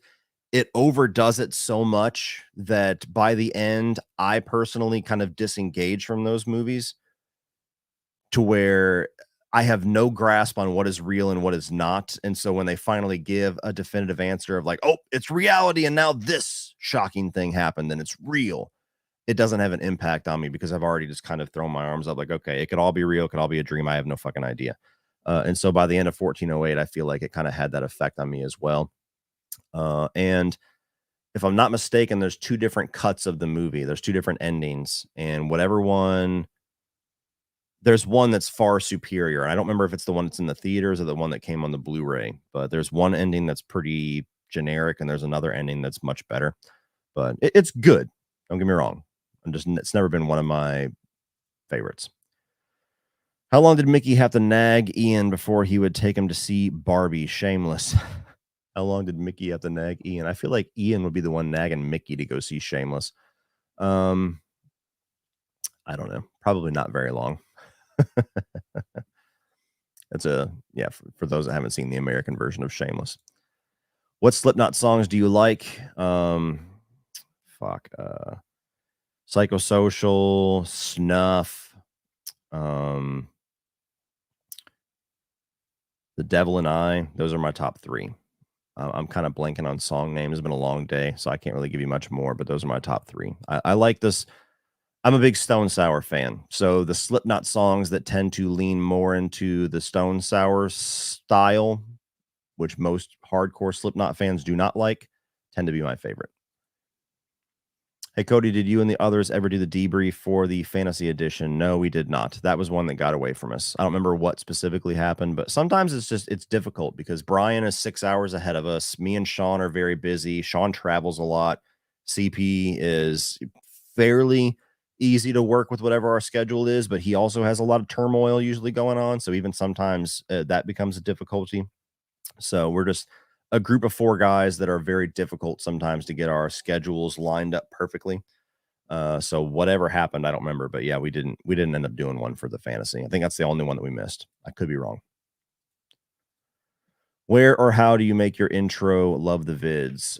Well, the actual graphics was a template that I got off of a website, and I just kind of plugged in my pictures and logos and typed in some of the words and everything. The music is from formerly known as Stay Metal Ray, Xander Raymond Charles, who is a YouTuber and a friend of mine. He does a lot of guitar instructionals and reviews, and does a lot of like riff videos on TikTok and things like that. He wrote and recorded my intro and outro music for me. Are you going to watch Dylan's New Nightmare? I don't, even if I didn't want to, I don't think the world is going to allow me not to talk about it. So, I mean, I'm curious about it for sure. But yeah, that's one that like even if I had a reason that I didn't want to watch it, it would be a fucking month of like, when are you going to review this? When are you going to talk about this? Heard about Late Night with the Devil and David Dashmalkian. I've seen it at Fantasia Festival in Montreal and just loved it. Thanks for the chat. I have never heard of it. David Dashmalkian. That sounds familiar. Is that the polka dot man from the most recent Suicide Squad? I'm pretty sure it is. No, I've not heard anything about it. So is that something that's been out for a few years, or is that something that maybe is going to be at Fantastic Fest? I'm not sure. But yeah, I don't know. That one's not on my radar. Let's see. Your intro is wildly loud, somebody says. It's literally the same decibels as my voice. So I don't know if maybe it's your headphones. I don't know if it is I mean, I'm sure it plays differently whether it's in a sound bar or your setup, but when I'm editing the video, I mean, I've had a couple different people over the last couple of years tell me that the intro is loud, and I've adjusted it a couple of different times. And the decibel level of my voice when I'm talking in the video is almost exactly the same as the music in the intro. So on my end, it's not. So I'm not sure.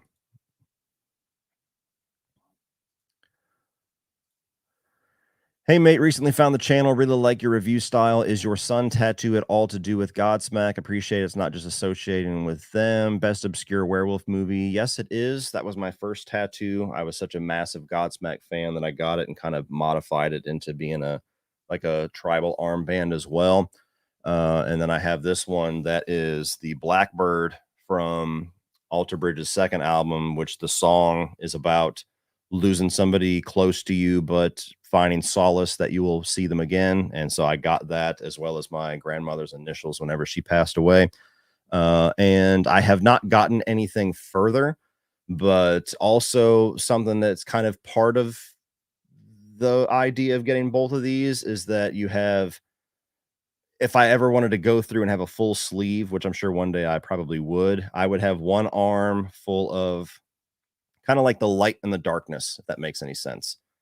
Like, I don't know specific examples of what I would have yet. Otherwise, I would already have the tattoos there. But having things like maybe a couple of horror tattoos over here, some of the darker graphics and artwork, and then have something a little bit lighter over here. That was kind of my idea.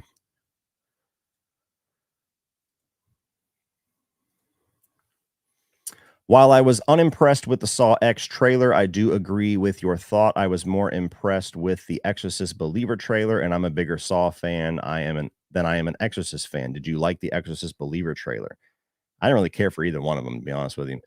Um, Saw X, I kind of know more what I'm getting with that one, so I think that one I probably have a little higher chance of maybe enjoying more.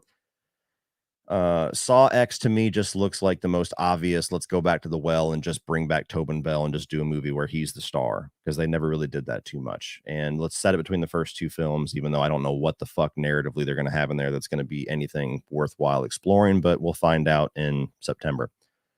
Exorcist Believer, ever since they announced it, an Exorcist Legacy sequel that's going to kick off a brand new trilogy produced by Blumhouse and directed by David Gordon Green. I had an image in my head of what that movie was going to look like, and that trailer was 100% it. Very safe, very studio, Blumhouse, predictable. And again, we'll find out in October. I mean, I hope I eat my words on both of these movies. I hope I walk out of Saw X and Exorcist Believer and like, holy shit, that was good. But I doubt it. So I don't. I'm not really overly impressed or enthralled with either one just yet. Escape from Jurassic Park or Skull Island? Well, Skull Island, Jurassic Park's going to be easier because there's more buildings to hide in and cars and helicopters and methods to actually get off of the place. Skull Island is literally just monsters. So I would rather escape from Jurassic Park.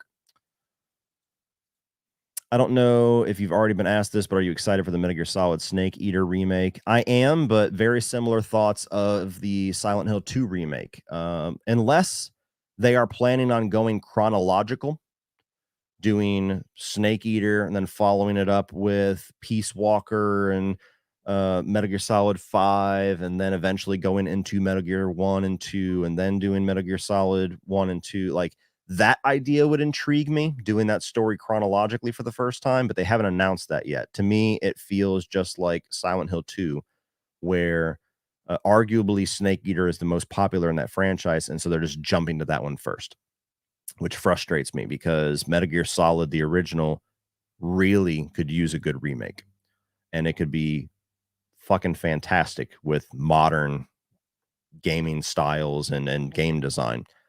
But on the other hand, I'm much more excited about that than I am Silent Hill 2 because I love Metal Gear Solid Snake Eater. So them remastering that and you know, putting some polish on it, provided they do it the right way, I think is going to be pretty awesome.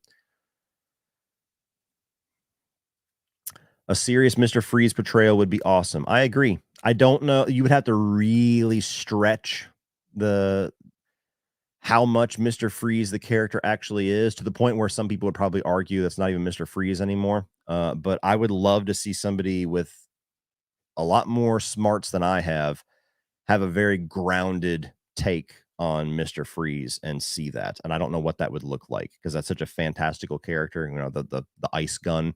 But I would love to see somebody try it. What's up, Cody? Hope your day is good. Are you a Cronenberg fan? If so, what's your favorites?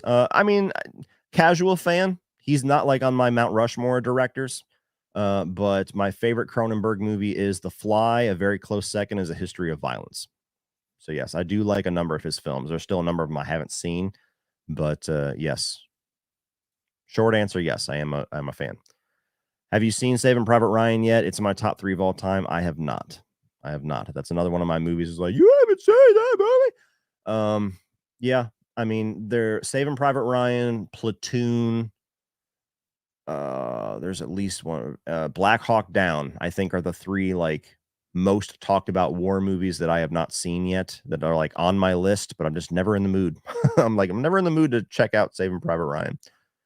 So eventually I'll get there. Do you feel like you have the celeb life or regular life?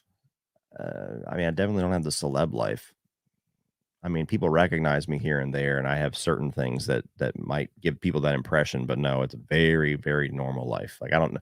My definition for celeb life is like limos and fucking security, and you get recognized everywhere, and nowhere near that.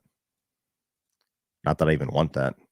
The Willmeister, I'm not really a Tim Burton fan either, but I find it interesting that Edward Scissorhands is too melodramatic for you, but The Dark Knight isn't. I'm not a fan of either movie or lead, just observing. Well, I haven't seen Edward Scissorhands recently enough to really understand the comparison, but I'm talking more about like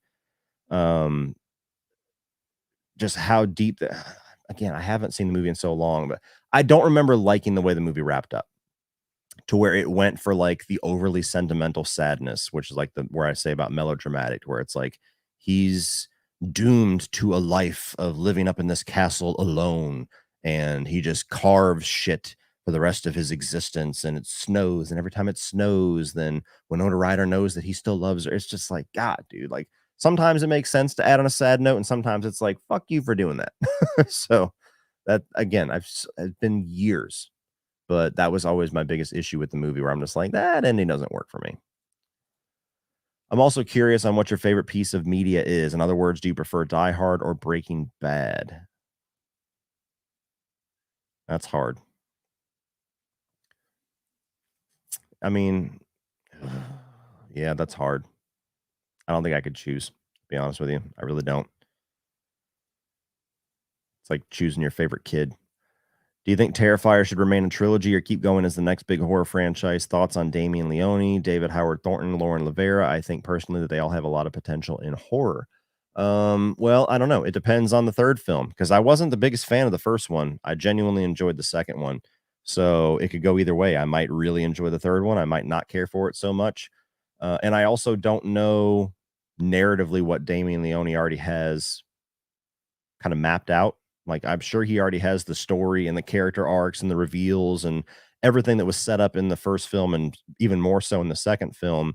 I'm sure he already has the end in sight. And I don't know if it's a trilogy of movies or if it's 4 movies or if he has ideas to go on as many.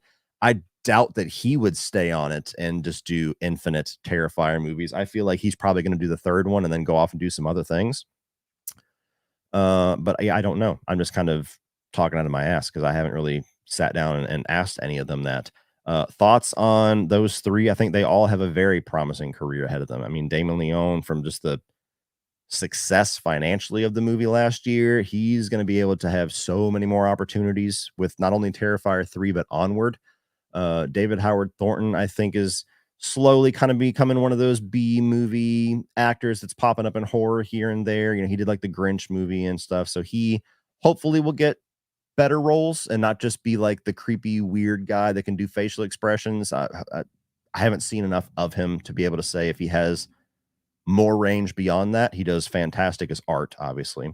But the future we'll see. And then Lauren Rivera, I mean, I love her to death. Like, I talked with her a little bit. Of course, we had her on the live stream for The Last of Us. And I really hope that one time that all 3 of them, but especially just Lauren, will eventually be at some kind of a horror con that is within driving distance, because I would love to meet her in person. She just seems like a very sweet, lovely person. Yeah, I have nothing but nice things to say about her, and I hope that her career takes off like crazy, because she was awesome in Terrifier 2, and she's seemingly a very awesome person, and I root for those people. Hey, what's happening, Cody? Would love your thoughts on two of my favorite movies, The Nice Guys and The Gambler. I have never seen The Gambler, and The Nice Guys is absolutely hilarious. That's one of those mysteries of the world where it's like, how did this movie not make an assload of money? And it absolutely flopped. So yeah, The Nice Guys is great. Um, I'm going to try to speed through these a little bit, guys, to get caught up. I do want to end at 2 hours, which will be about 25 minutes from now because I have to get dinner together, and I'm going to be on Adam Does Movies live stream later tonight. So if you haven't already submitted your super chat, just be mindful that I'm trying to kind of blitz through them here, and I have 28 to go, as well as a bunch of people watching that aren't doing super chats that I would like to acknowledge a few of those as well. Are you a fan of Squid Game? Second season apparently out 2024. I love Asian horror, and Netflix has some great South Korean shows. I have not watched the first season. I don't know if it would be my thing or not, but there's so many TV shows constantly released that it's impossible to keep up with. So there's certain ones that I just miss out on. Maybe one day I'll catch up, but I'm not sure. Oh, appreciate your unwavering honesty. Oh, I got two now. Subscribed to Sean Chandler recently because of you. Haven't seen Barbie yet, but as a big Matchbox 20 fan, yeah. So cool to hear Push is in the movie. Yes, it's a very funny scene as well. So yeah, if you like the song, you'll enjoy that scene. It depends on your taste and whether or not you'll enjoy the movie or not. But it's really creative. So I would encourage you, if you're interested, to give it a shot because it's interesting for sure. Appreciate it. Nervous or confident of staying full-time on YouTube? No, I'm confident. I got no reason to be nervous. I've done well so far, and you know, the sky's the limit. To a certain degree, I get out of it whatever I put into it, and I put quite a bit into it. So no, full steam ahead for me. Are you a fan of Italian horror films? Not so far. If you are, what is your favorite one? I've only seen 3. Italian horror and giallo horror were kind of like the flavor of the week for a while in this Facebook group that I was in, and suddenly everybody was like, "This is the greatest form of horror. This is the greatest subgenre. These are the greatest movies." And I'm like, "What the? Never heard of any of these fucking movies. Let me check this out." So I did the obvious one first. I watched Suspiria, and that would be my answer for what is your favorite one because it's the only one that I've liked so far. Then I watched Tenebrae, and I hated it.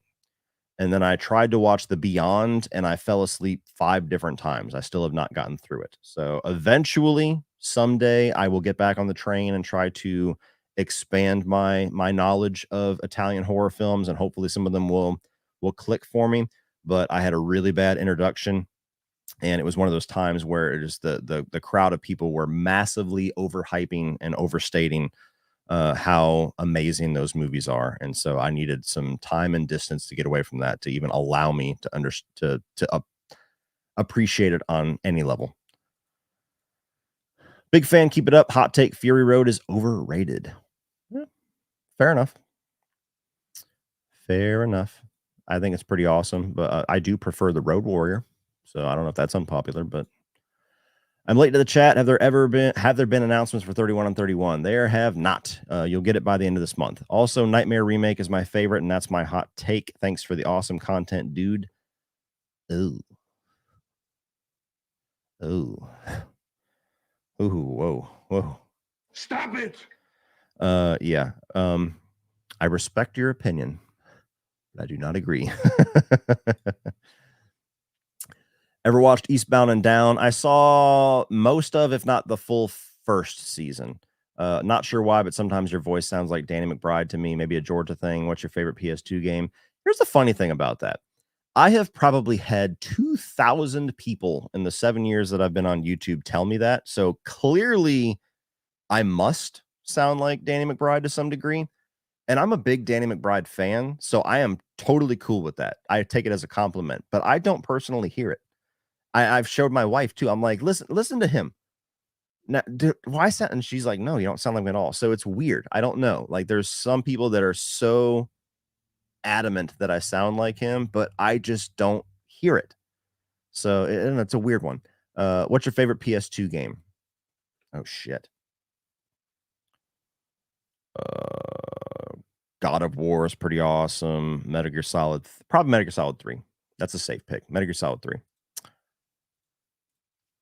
Dream Child Watch Along. Goddamn fly. Dream Child watch along. Also, you said you'll review Class of 1999. Get on it, please. When did I say that?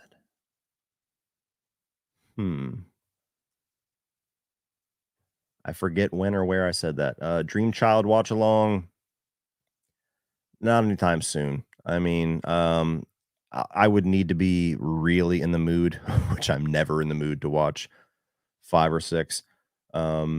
Maybe if they announce a new Nightmare on Elm Street as we are leading up to the release of a new Nightmare on Elm Street, I'm gonna re-review those movies because that's the first series I ever reviewed on this channel. So while I don't imagine my thoughts will change, my production, my approach, my personality, everything is so much different now. So I feel like those reviews desperately need to be updated just on a production stand. But so yeah, if we get to that section of time where it's like we're hyping up a new Nightmare on Elm Street, you'll get some reviews and some watch alongs of the older ones, but I don't think that's going to be coming anytime soon. People hold their opinions too close to the heart, in my opinion. Well, they don't know how to separate people's taste and their opinions from their own. They feel like if you disagree, you're like insulting them on some level. And some people do mean it that way. Like if you say, I like this, some people do take an insulting stance against not agreeing with you. But people just need to be more mature than that. Like somebody could walk up to me and be like, Die Hard fucking sucks. I'd be like, okay. It doesn't affect my day whatsoever. Have you seen the Christopher Reeve Superman films? I have not. And again, I'll be watching those leading up to Superman Legacy, though. So we're not too far away from me finally watching them. I never liked Superman as a kid, so I never had the desire to watch the movies. And as I got older, they just look more and more dated and campy, and I don't expect that I will like or appreciate them. And I also never wanted to do a review or a ranking just for the sake of it because I know my thoughts on those movies are probably going to get me a lot of shit just because of my perspective on it, because I didn't grow up with them. I don't have any nostalgia for them. So I, it's going to be that ranking is probably not going to be very fun to do. Just put it that way. So the whole time I'm going to be like, oh, I'm going to get so much shit for this. Addison Rae and Patrick Dempsey are the leads of Eli Roth's Thanksgiving. Patrick Dempsey excites me. Addison Rae, I believe, is just a TikTok influencer or an Instagram influencer or something. And I don't like this trend of because somebody has a following, let's give them an acting career when people have worked much harder and are seriously more talented than them. But I haven't seen enough of her to say that with a lot of confidence. So maybe she will do great and I will then shut the fuck up. But yeah, putting in influencers over actors, giving Kim Kardashian a lead role in American Horror Story. That's the type of stuff that annoys the fuck out of me and would annoy me even further if I was an actor.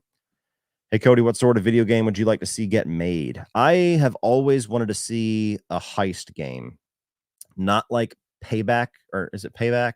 Payday. Not like Payday. Like I was playing, told the story before.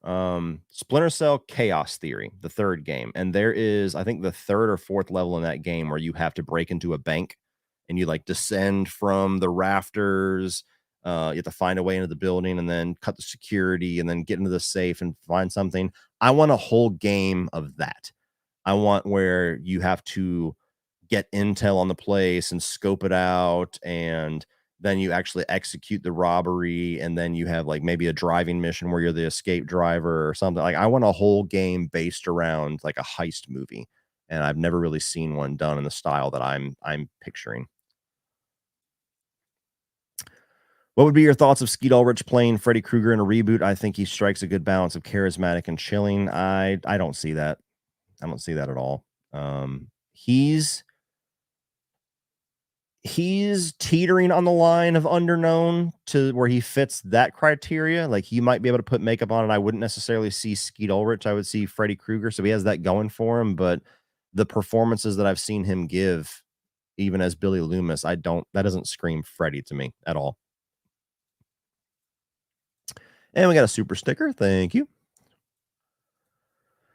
Have you heard the Freddy news? Thoughts on a Blumhouse nightmare film? Reports saying that they're aggressively pursuing the rights. Well, there's no news. I kind of ranted on this earlier because somebody, not their fault, was reacting as if it was already factually in production, which That is the fault of the people on Twitter and people on YouTube that spread that misinformation. But yes, Blumhouse, among probably every other studio that makes horror films, are aggressively pursuing the rights. And who will win that bidding war? Who knows? I kind of hope it's not Blumhouse, to be honest with you, because the more Blumhouse movies that I see, the more I just feel like that's just such a product at this point. Like, as a production company, they're geniuses. Jason Blum is a fucking genius, and he deserves all the praise in the world for that. But their actual quality of movies are extreme hit and extreme miss. They have no quality control whatsoever. And I wasn't overly impressed with what they did with Halloween. So I don't necessarily want a Blumhouse Nightmare on Elm Street. I would rather see like an A24. And I don't care for a lot of their movies, but something a little bit more classy, a little bit more experimental, a little bit more a little less predictable. I want to see something a little riskier and different.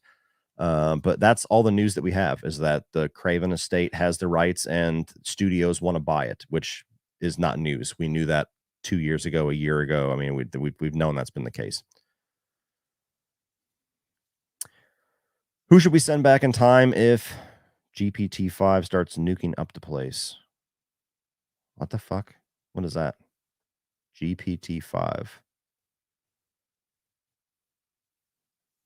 Whatever abbreviation that is, I don't know, or if that's actually the name of something maybe in the news. I'm out of the loop on that one. I'm sorry, dude. I don't know what you're getting at. But who should we send back in time? I don't know.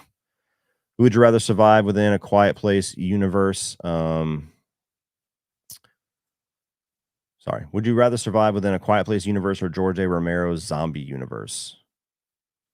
I feel like the zombie universe would be easier. I mean, if you can't make any noise, otherwise you're fucked. I mean, that's pretty hard, especially if you have kids. My family, we'd be dead in 5 seconds because my youngest daughter would be like, don't say a word or we're all going to die. She'd be like, can I play on my tablet? And like, so yeah, I'd probably have a easier time surviving the zombie apocalypse than having to walk around and not make any noise whatsoever.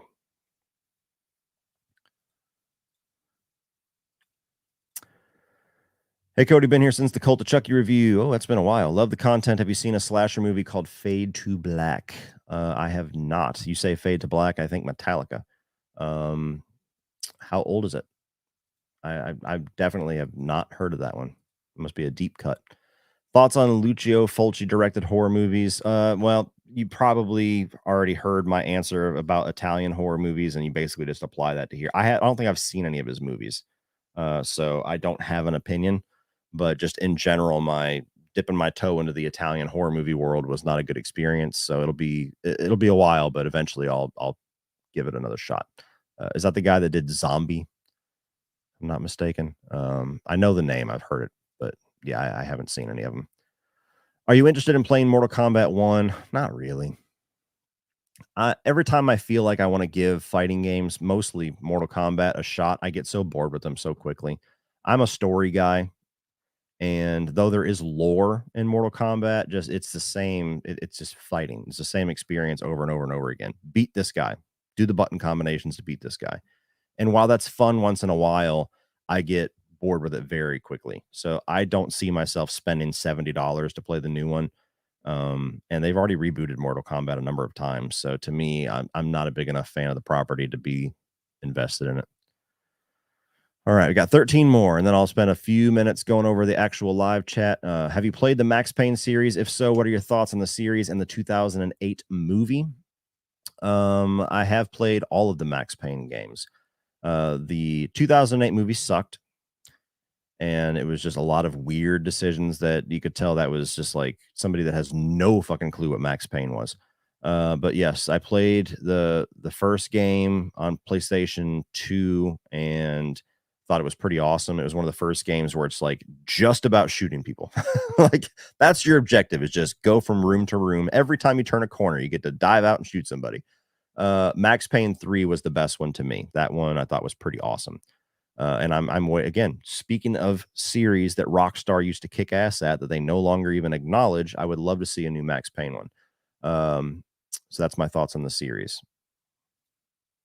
I heard that they're doing like a remaster of the first two games. I don't know if that's true or not. When will you announce 31 on 31? Is Saw in it? Maybe. That will be announced by the end of this month. Top 5 most anticipated movies in the next 2 years. Oh God. I don't really have any, man. When you watch as many movies as I do, it's hard to really anticipate a lot of them because let's see. Movies coming 2024. Deadpool 3, Joker 2. Yeah, I'm interested in those. Let's see here. Gladiator 2, Alien Romulus would be on there. Quiet Place Day 1 would be on there.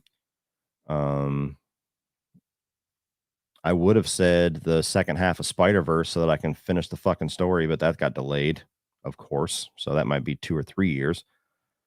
Kung Fu Panda 4, you know, that I love the first 3. I'll be excited to go check out that one. There's an animated movie for you animated fans that I can be happy about. Let's see. New Kingdom of the Planet of the Apes. I know nothing about it, but I love the 3 Planet of the Apes movies of recent, so that would be pretty high on that list. Bad Boys 4. Hell yeah. And Mission Impossible Dead Reckoning Part 2, I doubt that's going to stick. It's supposed to open June 2024. That would definitely be on that list. But I fully expect that to get delayed. And I'm not seeing much else. That looks like that's about it. Yep. So there's your answer. But most anticipated movies for the rest of this year: Dune Part 2, and we'll just say that because that's probably my most anticipated for the rest of the year.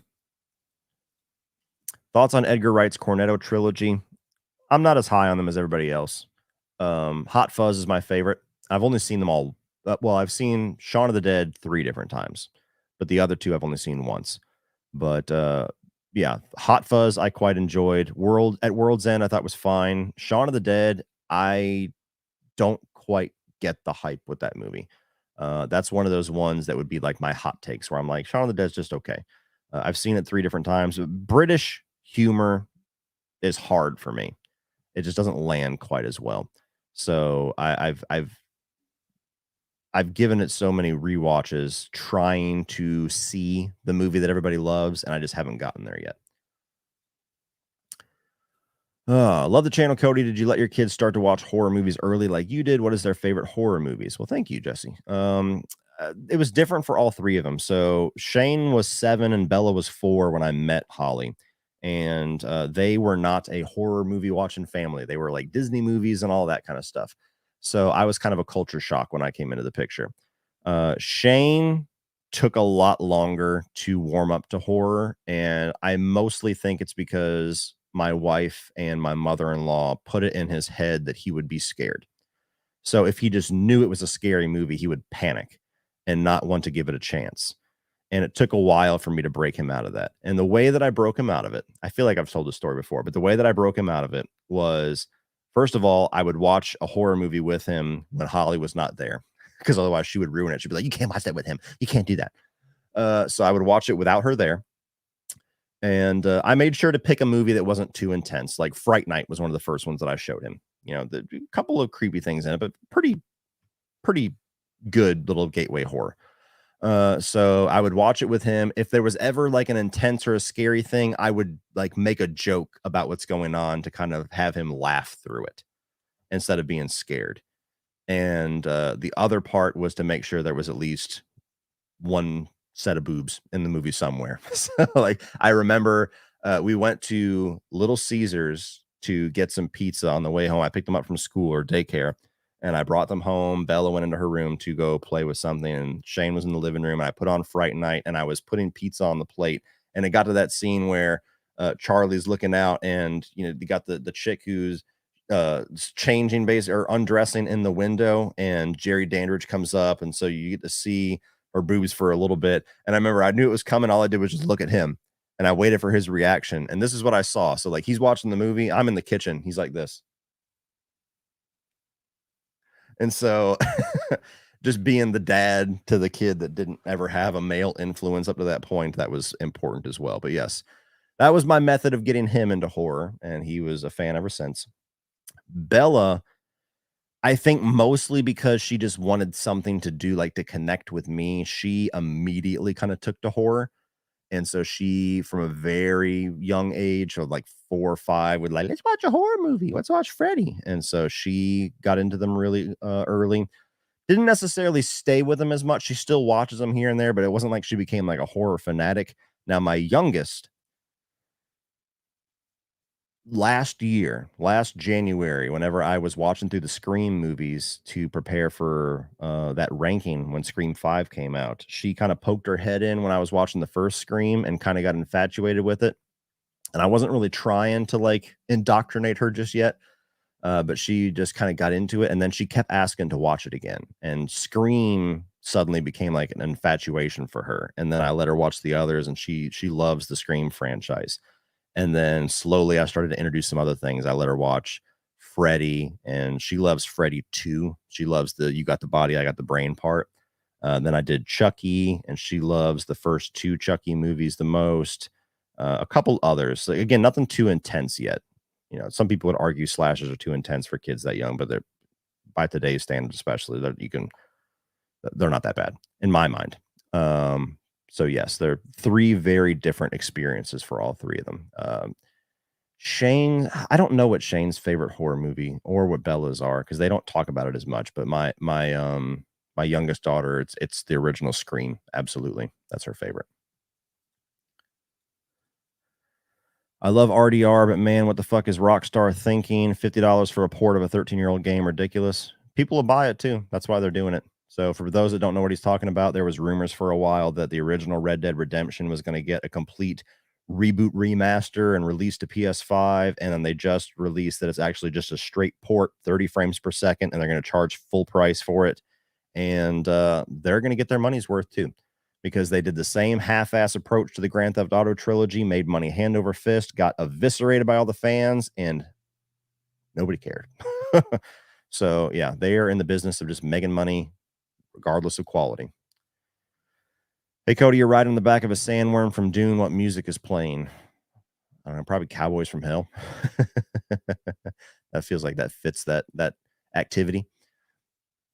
Hey Cody, I've been a fan of yours ever since you released your original Halloween ranking. Oh wow, that was very early on. The one where I was all exhausted from having a newborn. And even though I disagreed with you on some of them, thanks coming around to 4. Yes, yes. I appreciated your ranking true to self. Well, good. I appreciate that. Yeah, that's a old ranking. And that for the longest time, that was the highest viewed video on my channel, which kind of was cool and also sucked because it's not a very good video quality wise. I had planned on making Halloween my first review series, the first Halloween that I was on YouTube. So I was on YouTube for like 3 months and then decided to do that. And right as after I reviewed the first 2 films, my daughter was born. And then it was just like that plan's gone because it was just exhaustion and, you know, taking care of the baby and living in the moment. And then so I just did a ranking of all the movies. And I'm not nearly as articulate as I am now, so it was just like, "Yeah, this movie is just kinda bad and, you know, just not very good," and, you know, I'm overcooking it a little bit, like, I'm competent with what I'm saying, but it wasn't a very articulate ranking, and so it was just kind of, a video that you either appreciated how weird the ranking was, or you're just like, "This fucking guy, I don't know what he's talking about." But that's cool that you've been around basically since the beginning, pretty close to. Do you think the MJ biopic going to suck? They're making one. Michael Jackson, I'm assuming, not Michael Jordan. It's tough because to me, the biggest issue with most biopics is when they sanitize the real story and like martyrize the person and don't acknowledge any of the actual faults or the dark side. Like, as much as I love Bohemian Rhapsody, they skate over everything negative about Freddie Mercury, almost everything. And they make it a glowing puff piece because Queen was a producer and they're like, we're not going to make a movie that's shitting on our the bandmate that died. But that's the more interesting story. That's the more interesting take on that is the reality, not the glamorized Hollywood version of this person's the most awesome human ever. And I feel like that's gonna be the issue with Michael Jackson because as much as he will always be known as the king of pop and he will always be remembered and loved for his music, he is always almost equally going to be known for his charges.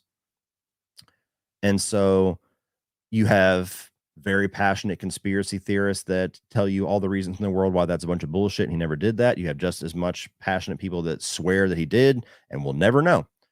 And so if you have a biopic with him, that's going to be the hard part to acknowledge. Is like, do you acknowledge that at all? If you don't, people are going to shit all over you because you're glamorizing this person that they think was a pedophile. And if you do, then you're going to alienate all of the hardcore Michael Jackson fans that believe that's all bullshit. And so that's going to be a tough one. That's going to be a really hard line to navigate there. Do you think the Michael Jackson biopic going to be good? They're making one. Oh, same question. Well, I appreciate the double dip. But yeah, that was my full answer. Christine is being re-released in theaters next month. Are you seeing it? Do you want to see a remake? I already bought my tickets. I bought my tickets a month ago. So yes, I will be seeing it. I hope to go see it with my dad. I bought 2 tickets. If he can't make it, I'll take my son. But I want to see Christine on the big screen. So I will be there. Hello, Candace. Have you ever seen the Hulu? People hate when I say Hulu. Hulu. It just rolls off the tongue better. Hulu. Just I have to force myself to say it. Have you ever seen the Hulu original movie called Pilgrim? Going based off of you talking about Thanksgiving. I have not, but I'll have to look that up because it sounds interesting. Is that a horror film? I will try to keep that in mind and check that out later. Will you do a review of Rudderless? For sure. For sure. I've been trying to make a habit of at some point during the month, last month being the exception, to focus on like an underknown movie, like a hidden gem. That will absolutely make it one of these months. Will you and Drum Dums do a live stream together sometime? I'm assuming you know the answer to that question. If you're fairly new to my channel, then there's reasons why that will never happen. And that's as far as I'd like to go with that. Did you ever finish Ray Donovan and watch the movie? Also, have you been watching the new Justified? I did not finish Ray Donovan or watch the movie. I'd like to get caught up, but again, there's so much shit that gets released. I feel like it's so hard to, if you fall off a show at any point, it's damn near impossible to go back. But I loved that show, so I'd like to catch back up at some point. I watched the first episode of Justified, but I've been so busy that I've kind of just waited. That's a show that I'd probably like to binge. It's got a nice binge rhythm to it. A little phrase I coined earlier. But yes, I like the first episode, and I like the fact that it's on Hulu, and so they can swear and it can be a little bit more rated R. Pretty cool. Thoughts on Maxine? Can't wait for it. That would be in my most anticipated for the next 2 years list as well. Cannot wait for it. What movie do you love as a child but were afraid to admit it? I'll go first. Titanic. Publicly liking it was a social no-no for a 13-year-old. Yes, it was. That's why I didn't watch the movie in full until last year. What movie did you love as a child, teen, but were afraid to admit it?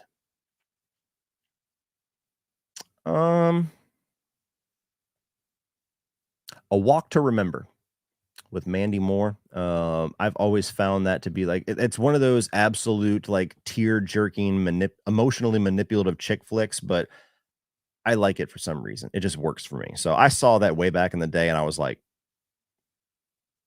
kind of like this movie, but I would never tell anybody. Favorite LGBTQ movie? I don't. Maybe Freddy 2. I mean, is there actually like a list of LGBTQ movies?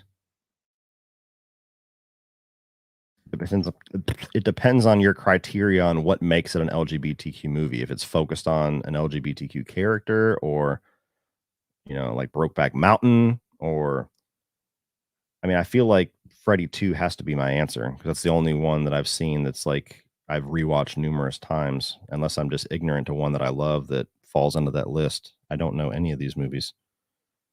Yeah, I don't know. I would have to prepare for that one. I feel like there's probably one that I'm missing that's obvious, but I'll say Freddy 2. How would you react if one of your kids were bi, gay, trans? I don't necessarily understand the motivation to ask that question because it's either baiting me to give a horrible answer and get people pissed off at me or give a great answer and get people pissed off at me. But my honest answer is I love my kids no matter what. So it wouldn't matter to me.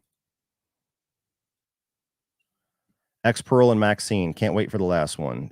Yes. Let's see, Mac. Can't wait for the last. Yeah, it's still strange to me that we haven't seen any advertisement for it because I kind of want to know what the story is.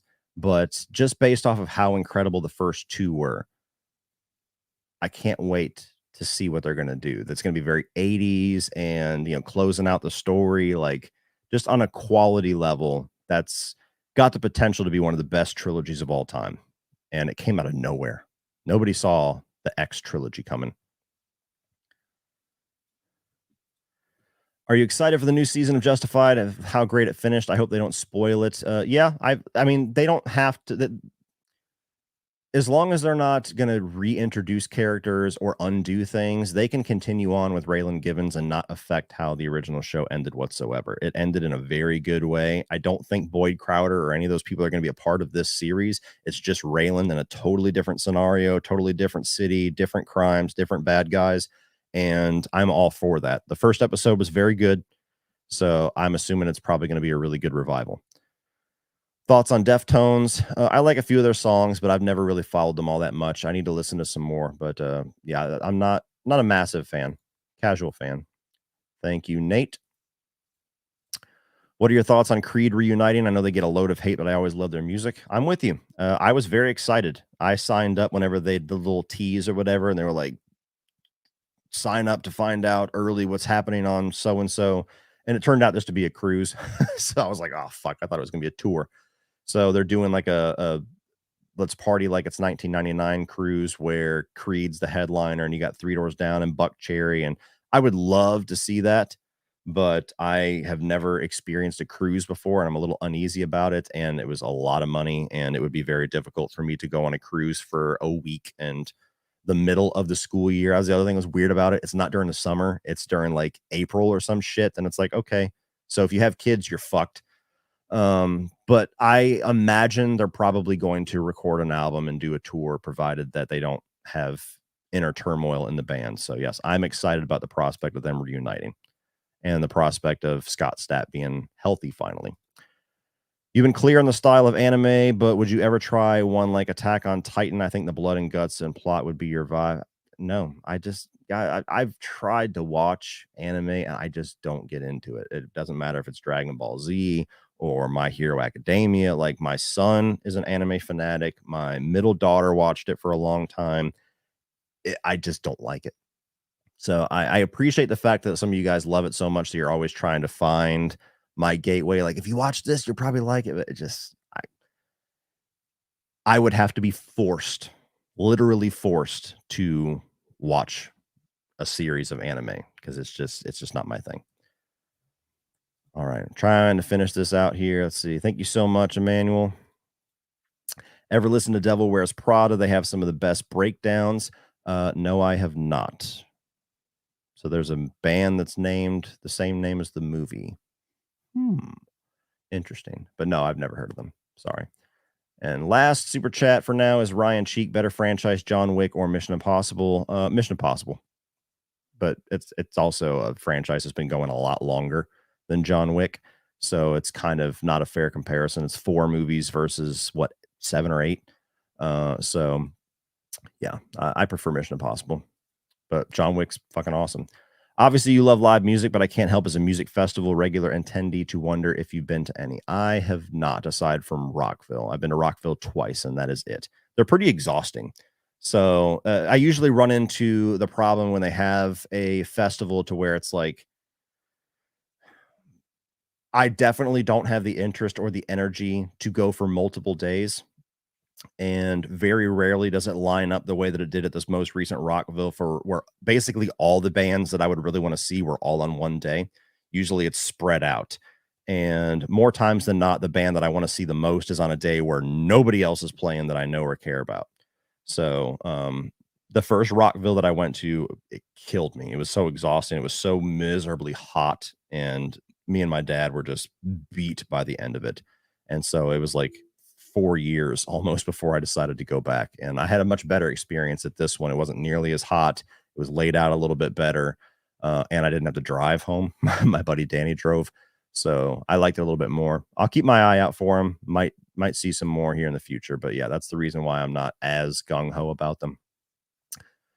All right, guys. So I will spend 5 minutes. So at 6:15, 6:16, I'm going to get off. And I'm going to answer some of the regular chats.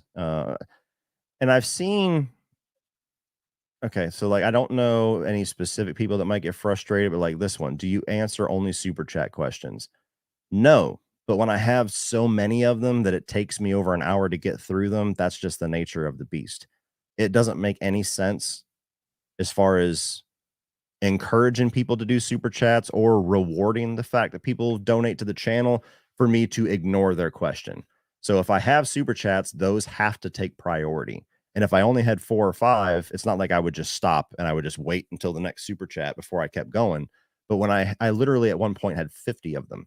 So I have to get through all of those, especially if I'm on a time limit, which I am today. I can't do one and then go and answer a couple of regular, because by the time I answer 2 or 3 non-super chats, 7 more have popped up.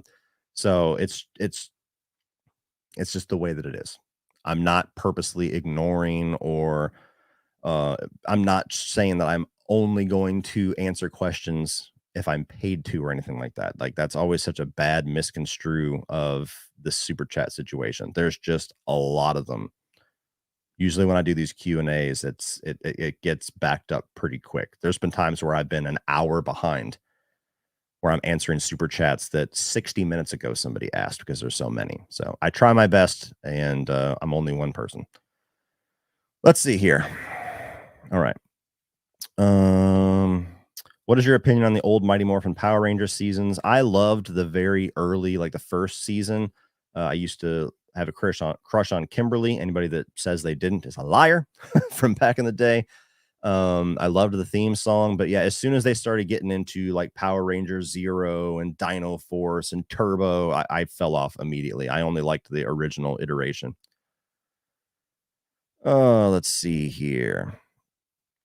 What do you hope to see in the Batman 2? I hope to see more Bruce Wayne story. I want to see that side of Pattinson kind of fleshed out more, because I thought it was a terrific Batman, but we didn't get much, if any, Bruce Wayne side of things in the original Batman. And so I want to see that part of his character, because people often ask the question, like, is Pattinson now the best Batman, or who is the best Batman? And it's very hard to have that when I haven't really seen that complete character yet. So that's what I want to see more than anything. As far as villains and everything else, I can name them, but until I know what story or themes they're going after, it's kind of a moot point. Any upcoming game streams on your other channel? Whenever the Texas Chainsaw game drops, so I think it's like a week and a half from now, I'm going to play that. I hope to play it with CP. So yes, I've kind of been MIA on the gaming side for a couple of months now, just because, one, there hasn't really been anything out, but two, I kind of go through these phases where I kind of lose interest in playing games sometimes. And so that hits me at least once or twice a year. And I just haven't been able to really find time or find the inspiration to do anything gaming wise. So yes, here very soon we'll get back into the swing of things. What are your thoughts on the DCU continuing with Gal Gadot as or with Wonder? I was gonna say World War III, Wonder Woman 3. I think it's a bad idea. And I love Gal. I love her Wonder Woman. I love that first movie, so it is no hate to her whatsoever. But I think, and it hasn't been confirmed. It's more so just she gave a quote saying that she has heard from Peter Safran and James Gunn that they're going to do this. So we don't know for sure if this is happening. But let's say, for example, that it is. I think that they have done a terrible job at coherently explaining what this reboot is going to be.